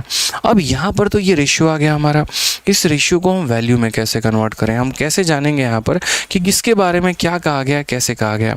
तो हमने यहाँ पर एक बात सोचा, हमने यहाँ पर समझा कि देखो यार, तुम यहाँ पर देखो इंग्लिश में एक डेटा दिया गया, और क्या दिया गया है कि यहाँ पर 9 रुपये वाले प्रति किलोग्राम, देखो how many kilogram of sugar costing 9 रुपये पर केजी, यानी जिसका रेट 9 रुपये है उसका हम कितना किलो मिक्स करेंगे किसके साथ, तो जिसका रेट 7 रुपये प्रति किलो है उसके 27 किलो के साथ, यानी 7 रुपये प्रति किलो जिसका रेट है ना, उसका वजन दे रखा है, और उसका वजन कितना दे रखा है 27 किलो, यानी 7 वाले का वजन दे रखा है, 9 वाले का वजन पूछना है। यानी अगर हम बात करेंगे तो इस 3 का वैल्यू कितना दे रखा है, 3 का वैल्यू 27 दे रखा है, यानी मेरे भाई इसका 9 गुना, तो मुझे यहाँ पर क्या करना है, 7 का 9 गुना कितना हो जाएगा, तो 7 का 9 गुना 63 हो जाएगा। ये हमारा करेक्ट आंसर है, option number D for Devasena. और यदि इस सवाल में हमसे टोटल पूछ लेता ना, तो टोटल के लिए हमें 63 को 27 को मेरे भाई हम दोनों जोड़ देते हैं, दोनों को क्या करते हैं, दोनों को जोड़ देते हैं यहाँ पे, ठीक है। Sir you are wizard of weak student, चलिए बहुत बहुत धन्यवाद भाई, ठीक है। आ जाइए आगे पढ़ते हैं, अगला सवाल देखते हैं। A trader has 50 kg of pulses, part of which is sell at 8% profit and the rest at 18% profit, he gain 40% on the whole, what is the quantity sold at 18% profit. बहुत ही आसान सवाल, मतलब एक विक्रेता है मेरे भाई, और इस विक्रेता के पास कितना है, तो 50 किलोग्राम दाल है, उसका कुछ हिस्सा 8% के लाभ पर बेचता है, बाकी 18 पर बेचता है, और टोटल पर 14% का लाभ कमाता है। तो कहा गया कि 18% पर कितनी मात्रा बेची। हमने कहा ठीक है, समझिए इस बात को, जानिए इस बात को, पहले वाले क्वांटिटी का प्रॉफिट यहाँ लिखना है, दूसरे वाले का यहाँ लिखना है, टोटल का मेरे भाई यहाँ लिखना है। तो पहले वाले पर कितने का लाभ है, तो पहले वाले पर 8% का लाभ है, दूसरे वाले पर कितने का लाभ है, तो मेरे भाई दूसरे वाले पर 18 का लाभ है, और टोटल पर हमारा कितने का लाभ है, तो टोटल पर हमारा 14 का लाभ है। अगर हम सही तरीके से देखें, 18 में से 14 गया तो हो जाएगा 4, और 14 में से 8 गया तो हो जाएगा 6। अगर हम रेशियो मेरे भाई देखते हैं तो रेशियो हमारा हो जाएगा 2:3 हो जाएगा। बहुत ही आसान तरीके से, बहुत ही प्यार तरीके से, ठीक है। अब उसके बाद अगर हम बात करते हैं यहाँ पर, तो क्या कहा गया है, ही गेन 40%, ठीक है। तो what is the quantity sold at 18% profit, 18% पर जो आपने बेचा था उसका क्वांटिटी कितना था, उसका मात्रा कितना था, ठीक है। उसके पास टोटल कितना क्वांटिटी है, तो बोलोगे सर टोटल 50 किलो है, टोटल कितना है, तो 50 किलो है। तो ये 50 किलो हमारा कितने का मान है, तो 3 + 2 यानी 5 यूनिट का मान है, और हमसे पूछा कितना गया, 18% वाले की मात्रा। तो मेरे भाई 18% वाले की वैल्यू कितनी है, 3 है, तो हम किससे गुना करेंगे, 3 से गुना करेंगे, ये हमारा करेक्ट आंसर। यानी जो 50 है वो 5 का मान है, 3 का मान निकालना है, तो आंसर कितना हो जाएगा, 30 हो जाएगा। Option number B for Baahubali correct answer है। Option number B for Baahubali जो हो जाएगा वो हमारा क्या हो जाएगा, तो करेक्ट आंसर हो जाएगा मेरे भाई। समझे आप इस बात को, जाने आप इस बात को, बताइए। चलिए ठीक है, आ जाइए अगले सवाल पर बढ़ते हैं। अगला सवाल देखते हैं। एक आदमी ने 1200 रुपये प्रति किलोग्राम में एक पेन और पुस्तक को खरीदा, 1200 रुपये में एक पेन और पुस्तक को खरीदा है। पेन को 20% के लाभ पर, पुस्तक को 25% के लाभ पर बेचा, ठीक है। इस तरह उसका कुल लाभ जो था वो हमारा इतना था, पुस्तक का लागत मूल्य हमारा कितना है। आपको भी यहाँ पर एक बात पता है, देख लीजिए। A man purchased a pen and book for इतना, उसने एक पेन को और किताब को इतने में खरीदा है। पेन का प्रॉफिट 20% है, किताब का प्रॉफिट इतना है, टोटल प्रॉफिट इतना है। यानी इस ट्रांजेक्शन में क्या है कि 2 आइटम है उसके पास, 2 वस्तु है, एक पेन भी है और एक बुक भी है। पेन का प्रॉफिट अलग है, बुक का प्रॉफिट अलग है, टोटल प्रॉफिट अलग है। और उसके बाद हमसे यहाँ बोला गया है कि बताइए यहाँ पर कॉस्ट प्राइस कितना होगा। मैंने आपको क्या कहा कि आप जब भी लाभ और हानि में एलिगेशन लगाते हैं और जब भी 2 आर्टिकल को बेचते हैं, एक का प्रॉफिट एक तरफ, दूसरे का प्रॉफिट दूसरे तरफ, टोटल प्रॉफिट बीच में, और जब उनका एलिगेशन लगाओगे तो रेशियो किसका मिलेगा, कमेंट बॉक्स में बताओ। अगर प्रॉफिट परसेंट या लॉस परसेंट में एलिगेशन लगाओगे तो रेशियो किसका मिलेगा, जल्दी से बताओ। काजल जी, रामू जी, अंकित जी, आर के चौधरी, आशा, तपस, गुरैन, शरद कुमार, अमित लोधी, बहुत शानदार मेरे भाई, सारे बच्चे आंसर दे रहे हैं। तो हमने यहाँ पर कहा कि सर हमारा पेन पर प्रॉफिट कितने का है, तो बोलोगे सर पेन पर प्रॉफिट हमारा 20% का है। उसके अलावा अगर हम बात करते हैं यहाँ पर, तो बुक पर हमारा प्रॉफिट कितने का है, तो बुक पर प्रॉफिट हमारा 25% का है। टोटल प्रॉफिट हमारा कितने का है, तो 23/3% का है। हमने कहा ठीक है सर, समझते हैं इस बात को, जानते हैं कैसे कैसे हम सवाल को बना सकते हैं, लपेट सकते हैं। तो ज़रा यहाँ देखो, 23 का 3 गुना 69, 69 + 1 हमारा कितना हो जाएगा, तो बोलोगे 69 + 1 70, 70 बाई कितना हो जाएगा, तो बोलोगे सर 70/3%। कितना हो जाएगा मेरे भाई, तो 70/3% मेरे भाई हो जाएगा यहाँ पे। अब एक बात हमेशा ध्यान रखना, मिश्रण पढ़ाते वक्त भी हम आपको एक बात बताए थे, और हमने यहाँ क्या बताया था कि भाई मेरे, जब भी यहाँ पर एलिगेशन लगाते वक्त एक क्वांटिटी के नीचे बट्टा आ जाए, उस बट्टे को हल करने का नियम है, और ये है कि जितना नीचे आए उतना ही से सब में गुना कर दो। जितना नीचे आए उतना ही से सब में मेरे भाई गुना कर दो। तो यहाँ पर आपका नीचे कितना आया है, तो मेरे भाई नीचे 3 आया है, तो सब में 3 का गुना लगा दो। यहाँ भी 3 का गुना लगा दो, यहाँ भी 3 का गुना लगा दो, यहाँ भी 3 का गुना लगा दो। तो यहाँ बात करेंगे तो ये से देखो 70 है, 70 में से 60 घटा दोगे 10 आ जाएगा। 75 में से 70 घटा दोगे तो 5 आ जाएगा। तो यानी रेशियो कितना है, तो रेशियो हमारा 1 और 2 का है। ठीक है, उसके बाद अगर हम बात करें, ये हमारा क्या था, तो ये हमारा पेन था, और ये हमारा क्या था, तो ये हमारा बुक था। ठीक है, और यहाँ पर एक व्यक्ति ने पेन और बुक को कितने में ख़रीदा है, तो 1200 में। तो 1200 उसका क्या हो गया, देखो आपने प्रॉफिट परसेंट में एलिगेशन लगाया है, तो रेशियो आपको कितने का मिलेगा, तो सीपी का मिलेगा। जो रेशियो आपको मिलेगा वो किसका मिलेगा, क्रय मूल्य का मिलने वाला है। तो मेरे भाई यहाँ पर ये 1200 जो है, ये हमारा क्या है, दोनों का सीपी है, यानी 2 + 1 3 की वैल्यू है, ये 3 का मान है। और हमसे कहा गया कॉस्ट प्राइस ऑफ बुक बताओ, तो बुक की कीमत हमारी कितनी है, 2 का मान है, तो हमें 2 का मान बताना है। बहुत ही साधारण तरीके से 3 से हम काटेंगे कितनी बार में, 400 बार में। 400 का 2 गुना कितना हो जाएगा, 800। ऑप्शन नंबर ए जो है वो आंसर है। ठीक है, चलिए बहुत शानदार। आ जाइए आगे बढ़ते हैं, अगला सवाल देखते हैं। ये एक बहुत ही बेहतरीन क्वेश्चन है। जैसा जैसा आपका सवाल आगे बढ़ता जाएगा, थोड़ा थोड़ा हम लेवल को पिकअप करते चलेंगे, उठाते चलेंगे। इस सवाल में क्या कहा गया, एक आदमी द्वारा 20 पेन और 16 पेंसिल को 360 रुपये में ख़रीदा जाता है। ठीक है, उसने पेन के 25% के लाभ पर और पेंसिल को इसकी लागत मूल्य के 7/5 पर बेचा है। प्रत्येक पेंसिल का मूल्य ज्ञात करिए यदि वह अंक में या अंत में 120 रुपये का लाभ अर्जित करता है।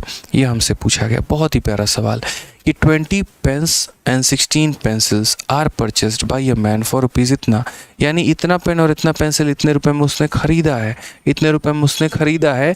He sold the pen at 25% profit and pencil at इतना of its cost price. Pencil को उसने कितने पे बेचा, तो 7/5 बेचा। किसके, तो मेरे भाई यहाँ पर इसके कॉस्ट प्राइस के।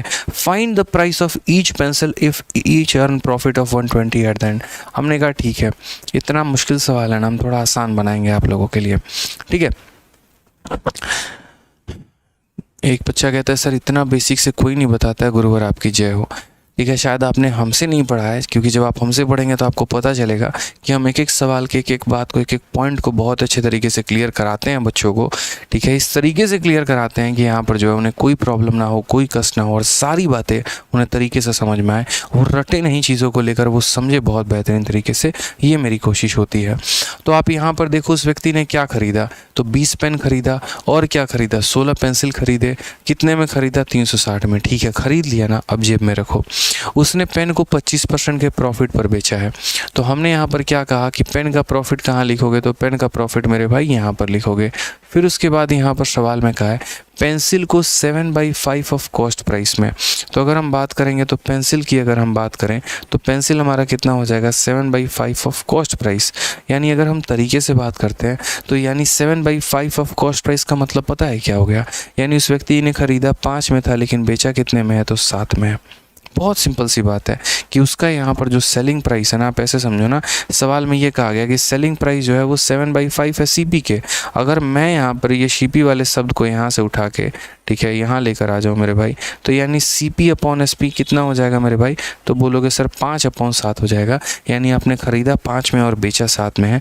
तो यहाँ से ज़रा प्रॉफिट परसेंट निकालो, तो बोलोगे सर कितने का फ़ायदा, तो 2 का फ़ायदा। और कितने के ऊपर, तो 5 के ऊपर। 2/5 × 100% यहाँ कितना कितना हो जाएगा, तो बोलोगे सर 40% हो जाएगा। कितना हो जाएगा, तो 40%। यानी दूसरा वाला जो किताब है या दूसरा वाला हमारा है कि पेन को इतने पर और पेंसिल को इतने पे। बाकी एक बच्चे को जो बहुत अच्छे तरीके से तैयारी की है जिसने, उसको छोटी छोटी बातें पता है और इतना वो नहीं निकालेगा ड्रामाबाजी। उसको 7/5 बेचने का मतलब पता है कि 2 का लाभ 5 के ऊपर, 1/5 20%, 2/5 40%, तो वो यहाँ सीधा 40% लिख देगा। फिर बाद में क्या बोलेगा यहाँ पर कि उसने पेन को इतने पर बेचा, पेंसिल को इतने पे बेचा। Find the cost price of each pen if he earn a profit of इतना एट द एंड। लास्ट में उसको 120 का फ़ायदा होता है। ठीक है, 120 रुपये का फ़ायदा होता है, लेकिन वो 120 रुपये कितने % का मान है, ये बताओ कि वो 120 रुपये कितने % का मान है। क्योंकि आपने यहाँ पर पेन का प्रॉफिट लिख दिया, आपने यहाँ पेंसिल का प्रॉफिट का % लिख दिया, लेकिन पूरे ट्रांजैक्शन में कितने % का फ़ायदा हुआ ये आपने नहीं लिखा। तो अगर हम बात करते हैं मेरे भाई, तो पूरे ट्रांजैक्शन में जो फ़ायदा हुआ है 120 का हुआ है, और ट्रांजैक्शन हमने किया कितने का था, यानी ख़रीदा कितने का, तो 30। क्योंकि प्रॉफिट % निकालने का फॉर्मूला क्या होता है, प्रॉफिट अपॉन CP इंटू 100। तो प्रॉफिट अपॉन CP इंटू कितना हो जाएगा, 100 हो जाएगा। 120 से काटेंगे 3 बार में, यानी 100/3%। तो यहाँ कितना हो जाएगा, तो बोलोगे 100/3% हो जाएगा। और इससे रेशियो क्या निकल कर आएगा, प्रॉफिट %, प्रॉफिट %, प्रॉफिट %। तो रेशियो किसका निकल कर आएगा, CP का। इस बात को समझिए, रेशियो किसका निकल कर आएगा मेरे भाई, तो CP का रेशियो निकल कर आने वाला है। ठीक है, चलिए आ जाइए नेक्स्ट क्वेश्चन। यहाँ देखिए, नेक्स्ट क्वेश्चन कह रहा हूँ, अब आगे यहाँ देखते हैं, अगला बात करते हैं। एक और पॉइंट हमने आपको समझा रखा है, और वो क्या कि जब भी एलिगेशन को सॉल्व करते वक्त नीचे बट्टा हो, हर किसी में उतने से ही गुना करते हैं। तो अगर हम गुना करें तो हर किसी में 3 से गुना करेंगे, तो यहाँ भी 3 से गुना करिए, यहाँ भी 3 से गुना करिए, यहाँ भी 3 से गुना करिए। क्या हो जाएगा, 75 है। 100 में से 75 को घटा दो तो कितना हो जाएगा, 25 हो जाएगा। 120 में से जो है वो 100 को घटा दो, कितना हो जाएगा, 20 हो जाएगा। रेशियो की बात मेरे भाई करते हैं तो 4:5 जो हो जाएगा वो हमारा CP का रेशियो हो जाएगा। क्रय मूल्य का जो अनुपात हो जाएगा वो मेरे भाई जो है 4:5 हो जाएगा। बहुत क्लियर है ये बात यहाँ पे। ठीक है, अब हमने यहाँ पर क्या कहा, हमने यहाँ पर ये बात बोला भी देखो ये क्रय मूल्य है, ये हमारा अनुपात है। ठीक है, तो हमने जो है टोटल खर्चा कितना किया था, तो टोटल खर्चा हमने 360 रुपये किए थे। वो 360 हमारा कितने का मान है, तो वो 360 हमारा 9 यूनिट का मान है। तो अगर 9 यूनिट का मान 360, तो 1 यूनिट का मान कितना हो जाएगा, 1 यूनिट का मान 40 हो जाएगा। और अगर 1 यूनिट का मान 40 हो जाएगा तो यहाँ बताइए 1 यूनिट का मान 40 है तो 4 यूनिट का मान 160, और मेरे भाई 5 यूनिट का मान कितना हो जाएगा, तो 200 हो जाएगा। ठीक है, अभी भी हमारा सवाल नहीं बना। अभी हमसे ये नहीं बोला गया था कि आपने सारे पेन कितने में खरीदे या सारे पेंसिल्स कितने में खरीदे, ये बोला ही नहीं गया। ये जो कीमत आई है 160 रुपये सारे पेन की आई है, ये जो 200 रुपये आई है सारे के सारे पेंसिल की आई है। अगर हमसे एक पेंसिल या एक पेन निकालने को बोले तो हम क्या करेंगे, हमने मेरे भाई कितने पेन खरीदे, 20 यहाँ पर। यानी अगर बात करते हैं तो ये हमारा 20 पेन का कीमत है, समझना मेरी बात को। और पेंसिल कितने खरीदे हैं, 16। तो यानी ये जो हमारा वैल्यू है ये कितने का है, 16 का है। आप सवाल में देखो क्या पूछा है, पेंसिल का कीमत पूछा है, पेन का पूछा है, किसका पूछा है, तो बोला find the price of each pencil. हर एक पेंसिल का मान कितना है, तो ये 16 पेंसिल का मान इतना है, तो एक पेंसिल का मान 16 कम 16 40 हो जाएगा। 16 का 2 गुना 32 हो जाएगा। ठीक है, अगर हम यहाँ देखें तो यहाँ पे, और उसके बाद यहाँ पर जो है 16 का 5 गुना 80 हो जाएगा, यानी 12.5 ऑप्शन नंबर जो C है वो हमारा करेक्ट आंसर है। ठीक है, क्लियर है ये बात, यहाँ पे कोई परेशानी की बात है, कोई दिक्कत की बात है, चलिए आ जाइए। तो समझ गए ना इस पॉइंट को लेकर आप यहाँ पे कि कैसे कैसे मेरे भाई क्या कहा गया। ठीक है, यहाँ पर ठीक है कि पेन को कितने पे बेचा, पेंसिल को कितने पे बेचा, टोटल को कितने पे बेचा, रेशियो आ गया CP का। ये टोटल कॉस्ट प्राइस, ये टोटल कॉस्ट प्राइस, उतने में 20 आर्टिकल, इतने में 16 आर्टिकल, एक आर्टिकल की वैल्यू निकाल दी। सर मेरी 60 मॉक की बुक अभी तक नहीं आई है। 14 मार्च क्या लिखा है आपने, 14 मार्च को ऑनलाइन किया था, पेमेंट अभी तक नहीं आई। आपने बच्चे कहाँ पर पेमेंट किया था, फ्लिपकार्ट पर किया था, अमेज़न पर किया था, हमारे एप्लीकेशन पर पेमेंट किया था। ठीक है, अनंजय सिंह है, जो भी, अनंजय सिंह तो नहीं कह रहा हूँ, ये जो भी है यहाँ पे किस नाम से है, क्रेजी गर्ल के नाम से। आपने बच्चे कहाँ पेमेंट किया था ये बताइए। अगर आपने हमारे एप्लीकेशन पर पेमेंट किया था ना, तो अभी एक छोटा सा काम करिएगा, यहाँ पर एक इंक्वायरी नंबर हम आपको दे रहे हैं, और इस इंक्वायरी नंबर पर फटाक देना जो है, ये नंबर है आपका 8506003399, 8506003399। ठीक है, इस नंबर पर फ़ोन करिएगा और इस नंबर पे मेरे भाई जो है आराम से अपनी समस्या का समाधान लिखवाइएगा। 24 घंटे के अंदर आपके समस्या का निपटारा हो जाएगा। ठीक है, 24 घंटे के अंदर हो जाएगा। आ जाइए, चलिए नेक्स्ट क्वेश्चन की बात करते हैं। अगला सवाल मेरे भाई यहाँ देखते हैं। थोड़ा वीडियो को लाइक वाइक करिए जनाब, आप लोग थोड़ा बढ़ाइए आगे।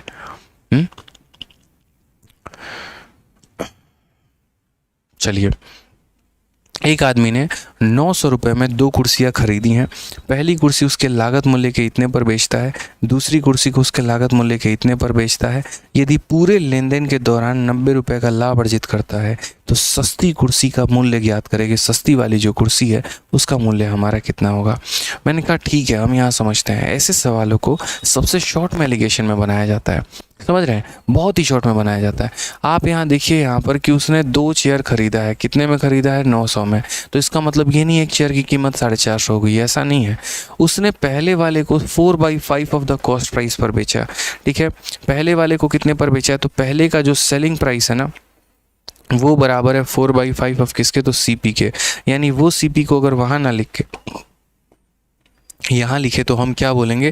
खरीदा 5 का, बेचा 4 में। तो प्रॉफिट है कि लॉस है? तो बोलोगे सर लॉस है। कितने का? 1 का। कितने पे? 5 पे। तो 1/5 इंटू 100% ये हमारा करेक्ट हो जाएगा। यानी पहले वाले पर कितने का लॉस? तो 20% का। और ये छोटी छोटी बातें आप लोगों को पहले से आनी चाहिए। ठीक है, यहाँ पर ये नहीं आया तो बहुत दिक्कत है।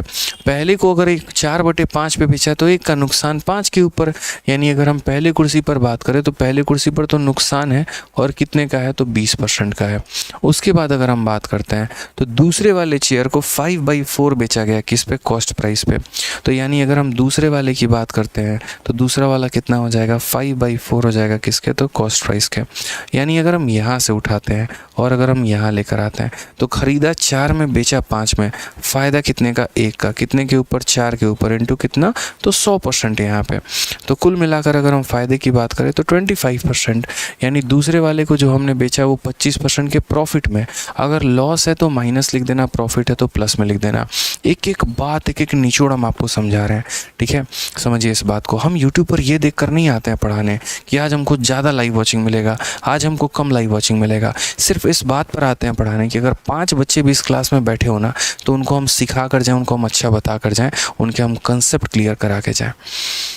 कभी भी ज़िंदगी में इस बात का फोकस नहीं रहा है कि लाइव वॉचिंग कितने हैं, लाइक्स कितने हैं, क्या है, कम आ रहे हैं, ज़्यादा आ रहे हैं, क्या है।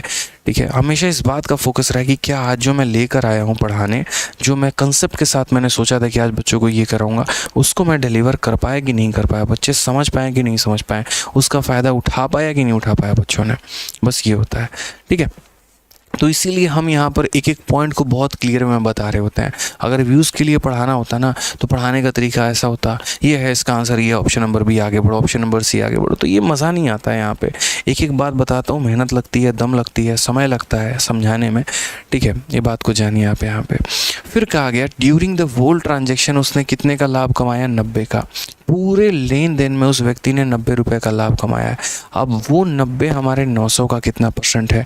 क्योंकि एक पार्ट का प्रॉफिट यहाँ लिखोगे, दूसरे का यहाँ लिखोगे, टोटल का तो बीच में लिखोगे ना। तो टोटल का निकालने के लिए क्या करोगे? तो टोटल का निकालने के लिए बोलोगे फ़ायदा कितने का? 90 का। कितने के ऊपर? तो 900 के ऊपर। इंटू कितना? 100%। हालांकि साफ तौर पे दिख रहा है 10% है, बट फिर भी देख लो, 0 से आप 0 काट लो, 9 से 9 काट लो, 10%। तो पूरे लेन देन पर फ़ायदा कितने का? 10% का। जब हम प्रॉफिट % में एलिगेशन लगाते हैं तो हमें रेशियो किसका मिलता है? कॉस्ट प्राइस का मिलता है। तो अगर हम यहाँ रेशियो की बात करें तो रेशियो देखना ज़रा, 25 में से 10 घटा दो, कितना हो जाएगा? 15। और यहाँ 10 में से 20 घटा दो तो हो जाएगा 10। यही करेंगे? बिल्कुल गलत तरीका है ये। जो भी लोग ऐसा करते हैं बहुत वाहियात काम करते हैं। आप ऐसा नहीं करेंगे मेरे भाई। आप समझिए, 25 में से 10 घटाने के बाद 15 आएगा, ये समझ में आता है। लेकिन आप 10 में से -20 को घटा रहे हैं। तो 10 में से जब माइनस करेंगे, और वो भी किसको? -20 को, तो आप बोलेंगे सर 10 हो गया, माइनस माइनस प्लस हो गया, तो 10 + 20 कितना हो जाएगा? 30 हो जाएगा सर। कितना हो जाएगा? तो 30 हो जाएगा। तो अगर हम रेशियो की बात करेंगे तो रेशियो हमारा कितना हो जाएगा? 1:2 हो जाएगा। यानी उनको मेरे भाई जो है यहाँ पर क्रेजी गर्ल बच्चे, हमने आपको बता दिया कि आप यहाँ पर इस नंबर पर बात कर लीजिए, आपको समस्या का समाधान हो जाएगा। उसके बाद भी आप कमेंट किए जा रही हैं। ऐसा लग रहा है कि सिस्टम में एक ऑटोमेटेड वायरस लगा दिया गया है जो ना सुनता है, ना जानता है, ना देखता है, और बस अपने आप रोबोट की तरह अपना बात कहे जा रहा है। अरे मेरे भाई आपको कहा ना हमने यहाँ पर किस नंबर पे संपर्क कर लीजिए, फिर काहे ला बार बार आप कमेंट कर रही हैं बताइए। तो पहले वाले को जिस प्रॉफिट पे लिखा वो यहाँ, दूसरे वाले को जिस पे लिखा वो यहाँ, टोटल को लिख दिया यहाँ। ये हमारा कॉस्ट प्राइस का रेशियो आ गया। अब अगर हमारा कॉस्ट प्राइस का मेरे भाई रेशियो आ गया यहाँ पर, तो हम बोलेंगे टोटल सामान को हमने ख़रीदा कितने में है, 900 में है, यानी वो जो 900 हो गया वो मेरे भाई कितना हो गया, तो 900 हमारा 3 पार्ट का वैल्यू, तो एक पार्ट का वैल्यू कितना हो जाएगा 300।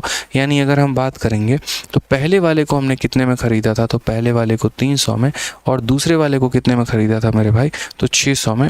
ये हमारा वैल्यू हो जाएगा। 300 और 600 जो हो जाएगी कीमत, सवाल में बोला गया था सस्ती वाले का कीमत, तो सस्ती वाली का कीमत कितना हो जाएगा, 300 हो जाएगा। ठीक है, अभी देखिए हमारा यहाँ पर जो है क्लियर है ये बात, ठीक है। चलिए आ जाइए। तो आज के सेशन में मेरे भाई इतना ही है, मुझे लग रहा है कम पड़ गया, तो इसकी एक मैं पार्ट 2 नंबर भी वीडियो देख लूँगा अगर पॉसिबल हो पाया तो, और नहीं तो जो सवाल हमारे रह गए उनको मैं मॉक टेस्ट के माध्यम से आप लोगों को करा दूंगा। ठीक है, नेक्स्ट टॉपिक क्या होना चाहिए उसके लिए आप लोग कमेंट बॉक्स में बता दीजिएगा। आज वक्त कैसे निकल गया पता ही नहीं चला। सवाल तो मेरे पास अभी बहुत सारे हैं जो मैं सोच कर आया था कि आज मैं आप लोगों को ये भी टॉपिक करा दूंगा, ये पूरा का पूरा इंक्रीज या डिक्रीज इन मेल, इंक्रीज या डिक्रीज इन फीमेल, ये परसेंटेज का है कि परसेंटेज वाले सवाल में एलिगेशन कैसे लगाते हैं। फिर उसके बाद और यहाँ पर बाकायदा मैंने नया सवाल भी रखा हुआ है, हालांकि इसकी प्रिंटेबल PDF मैं दे दूंगा, वो प्रिंटेबल PDF आप लोग ट्राई करना, बाकायदा तरीके से आपको सारा का सारा ये मिल जाएगा। ठीक है, सारे क्वेश्चन जो मैं आप लोगों के लिए बना के लेके आया था वो सारे के सवाल आपको मिल जाएंगे। ठीक है, उस पर ट्राई करना, और अगर फंस जाए सवाल तो हमारे डाउट ग्रुप पर जाकर मेरे भाई पूछना। मैथ्स डाउट ग्रुप भाई आदित्य रंजन टेलीग्राम पर है, भारत का सबसे बड़ा डाउट ग्रुप, जहाँ पर 75,000 से ज़्यादा लोग जुड़े हुए हैं। डेली एक दूसरे के डाउट को सॉल्व करते हैं, एक बहुत ही पारिवारिक माहौल बनाकर बच्चे वहाँ पर पढ़ाई करते हैं। ठीक है, तो कोई भी डाउट होगा तो वहाँ डाउट ग्रुप में ज़रूर पूछिएगा। इसके अलावा तब से बच्चे काफ़ी ज़्यादा बैच के बारे में मेरे भाई पूछ रहे थे, तो अभी इतना जान लीजिए, अभी हम आपको न्यू बैच के बारे में बताएंगे। 2 तरह का मेरा बैच चलता है, एक मैथ्स का रिकॉर्डेड बैच है और एक मैथ्स का मेरा लाइव बैच है। ठीक है, लाइव बैच अभी हमारा आने वाला है, उसके लिए अनाउंसमेंट आपको प्रॉपर की जाएगी, तो अभी लाइव बैच के बारे में नहीं बताएंगे आपको। जिन बच्चों को लाइव बैच लेना होगा वेट करिए आराम से।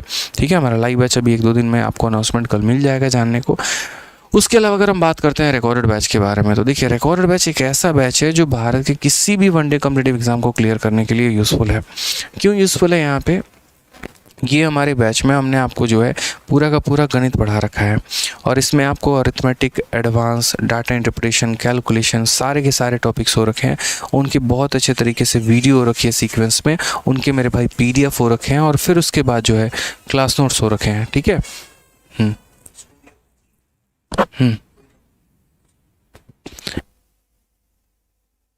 हाँ, तो सारी की सारी चीज़ें हमने यहाँ पर करा रखी हैं, और बच्चों की चीज़ों को देखते हुए यहाँ पर कि उनको बहुत ही कम वे में, बहुत ही कम फीस में ये हमारा बैच मिले, इसलिए इसकी फ़ीस भी हमने कितनी रखी है, तो 699 रुपये, 699 रुपये में लाइफ टाइम वैलिडिटी के साथ जो है आपको ये बैच मिलता है। और एक अपडेटेड बैच है हमारा ये पूरा का पूरा VOD बैच। अगर आप देखेंगे तो जो नया वाला VOD है जाकर देखिए, इसके अंदर पूरे के पूरे टॉपिक्स अपडेट हैं, सारे टॉपिक्स अपडेट हैं, और 1 से 2 टॉपिक जो है वो भी बहुत जल्द मैं अपडेट कर दूंगा। कैसे मिलेगा RG विक्रमजीत एप्लीकेशन आपको इंस्टॉल करना होगा, कहाँ से, तो हमारे गूगल के प्ले स्टोर से, और अगर किसी के पास लैपटॉप है वहाँ से देखना चाहता है तो rangersgurukul.com, वहाँ से मेरे भाई देख सकते हो आप। ठीक है, कोई भी कॉल करना हो तो ये 2 दिए गए नंबर पर कॉल करो, आपको पूरी की पूरी जानकारी दी जाएगी, आपकी पूरी सहायता की जाएगी, पूरी मदद की जाएगी। ठीक है, तो यहाँ से आप ज्वाइन करिए, बढ़िया तरीके से मेरे भाई पढ़ाई करिए। वैलिडिटी लाइफ टाइम होने वाली है, स्मार्ट अप्रोच के माध्यम से सारे क्लासेस मिलेंगे, बिल्कुल 0 to हीरो लेवल होगा, सारे शीट्स अपडेटेड होंगे, PDF भी अपडेटेड होंगे, क्लास नोट्स भी अपडेटेड होंगे। एक बार हमारा एप्लीकेशन RG विक्रमजीत डाउनलोड करो बाकायदा, जाकर उसमें देखो एनरोल होने के पहले, उसके बाद फिर चूज़ करना। ठीक है, तो चलो खुश रहो, मस्त रहो, ध्यान रखो, और आज के सेशन में इतना ही है। जो आज की PDF है वो हम यहाँ पर डाल देंगे, और कल कौन सा टॉपिक पढ़ना है उसके लिए मेरे भाई YouTube पर ज़रूर कमेंट करके बता देना। ठीक है, मिलते हैं अगले सेशन में, आज के लिए इतना ही दोस्तों, धन्यवाद।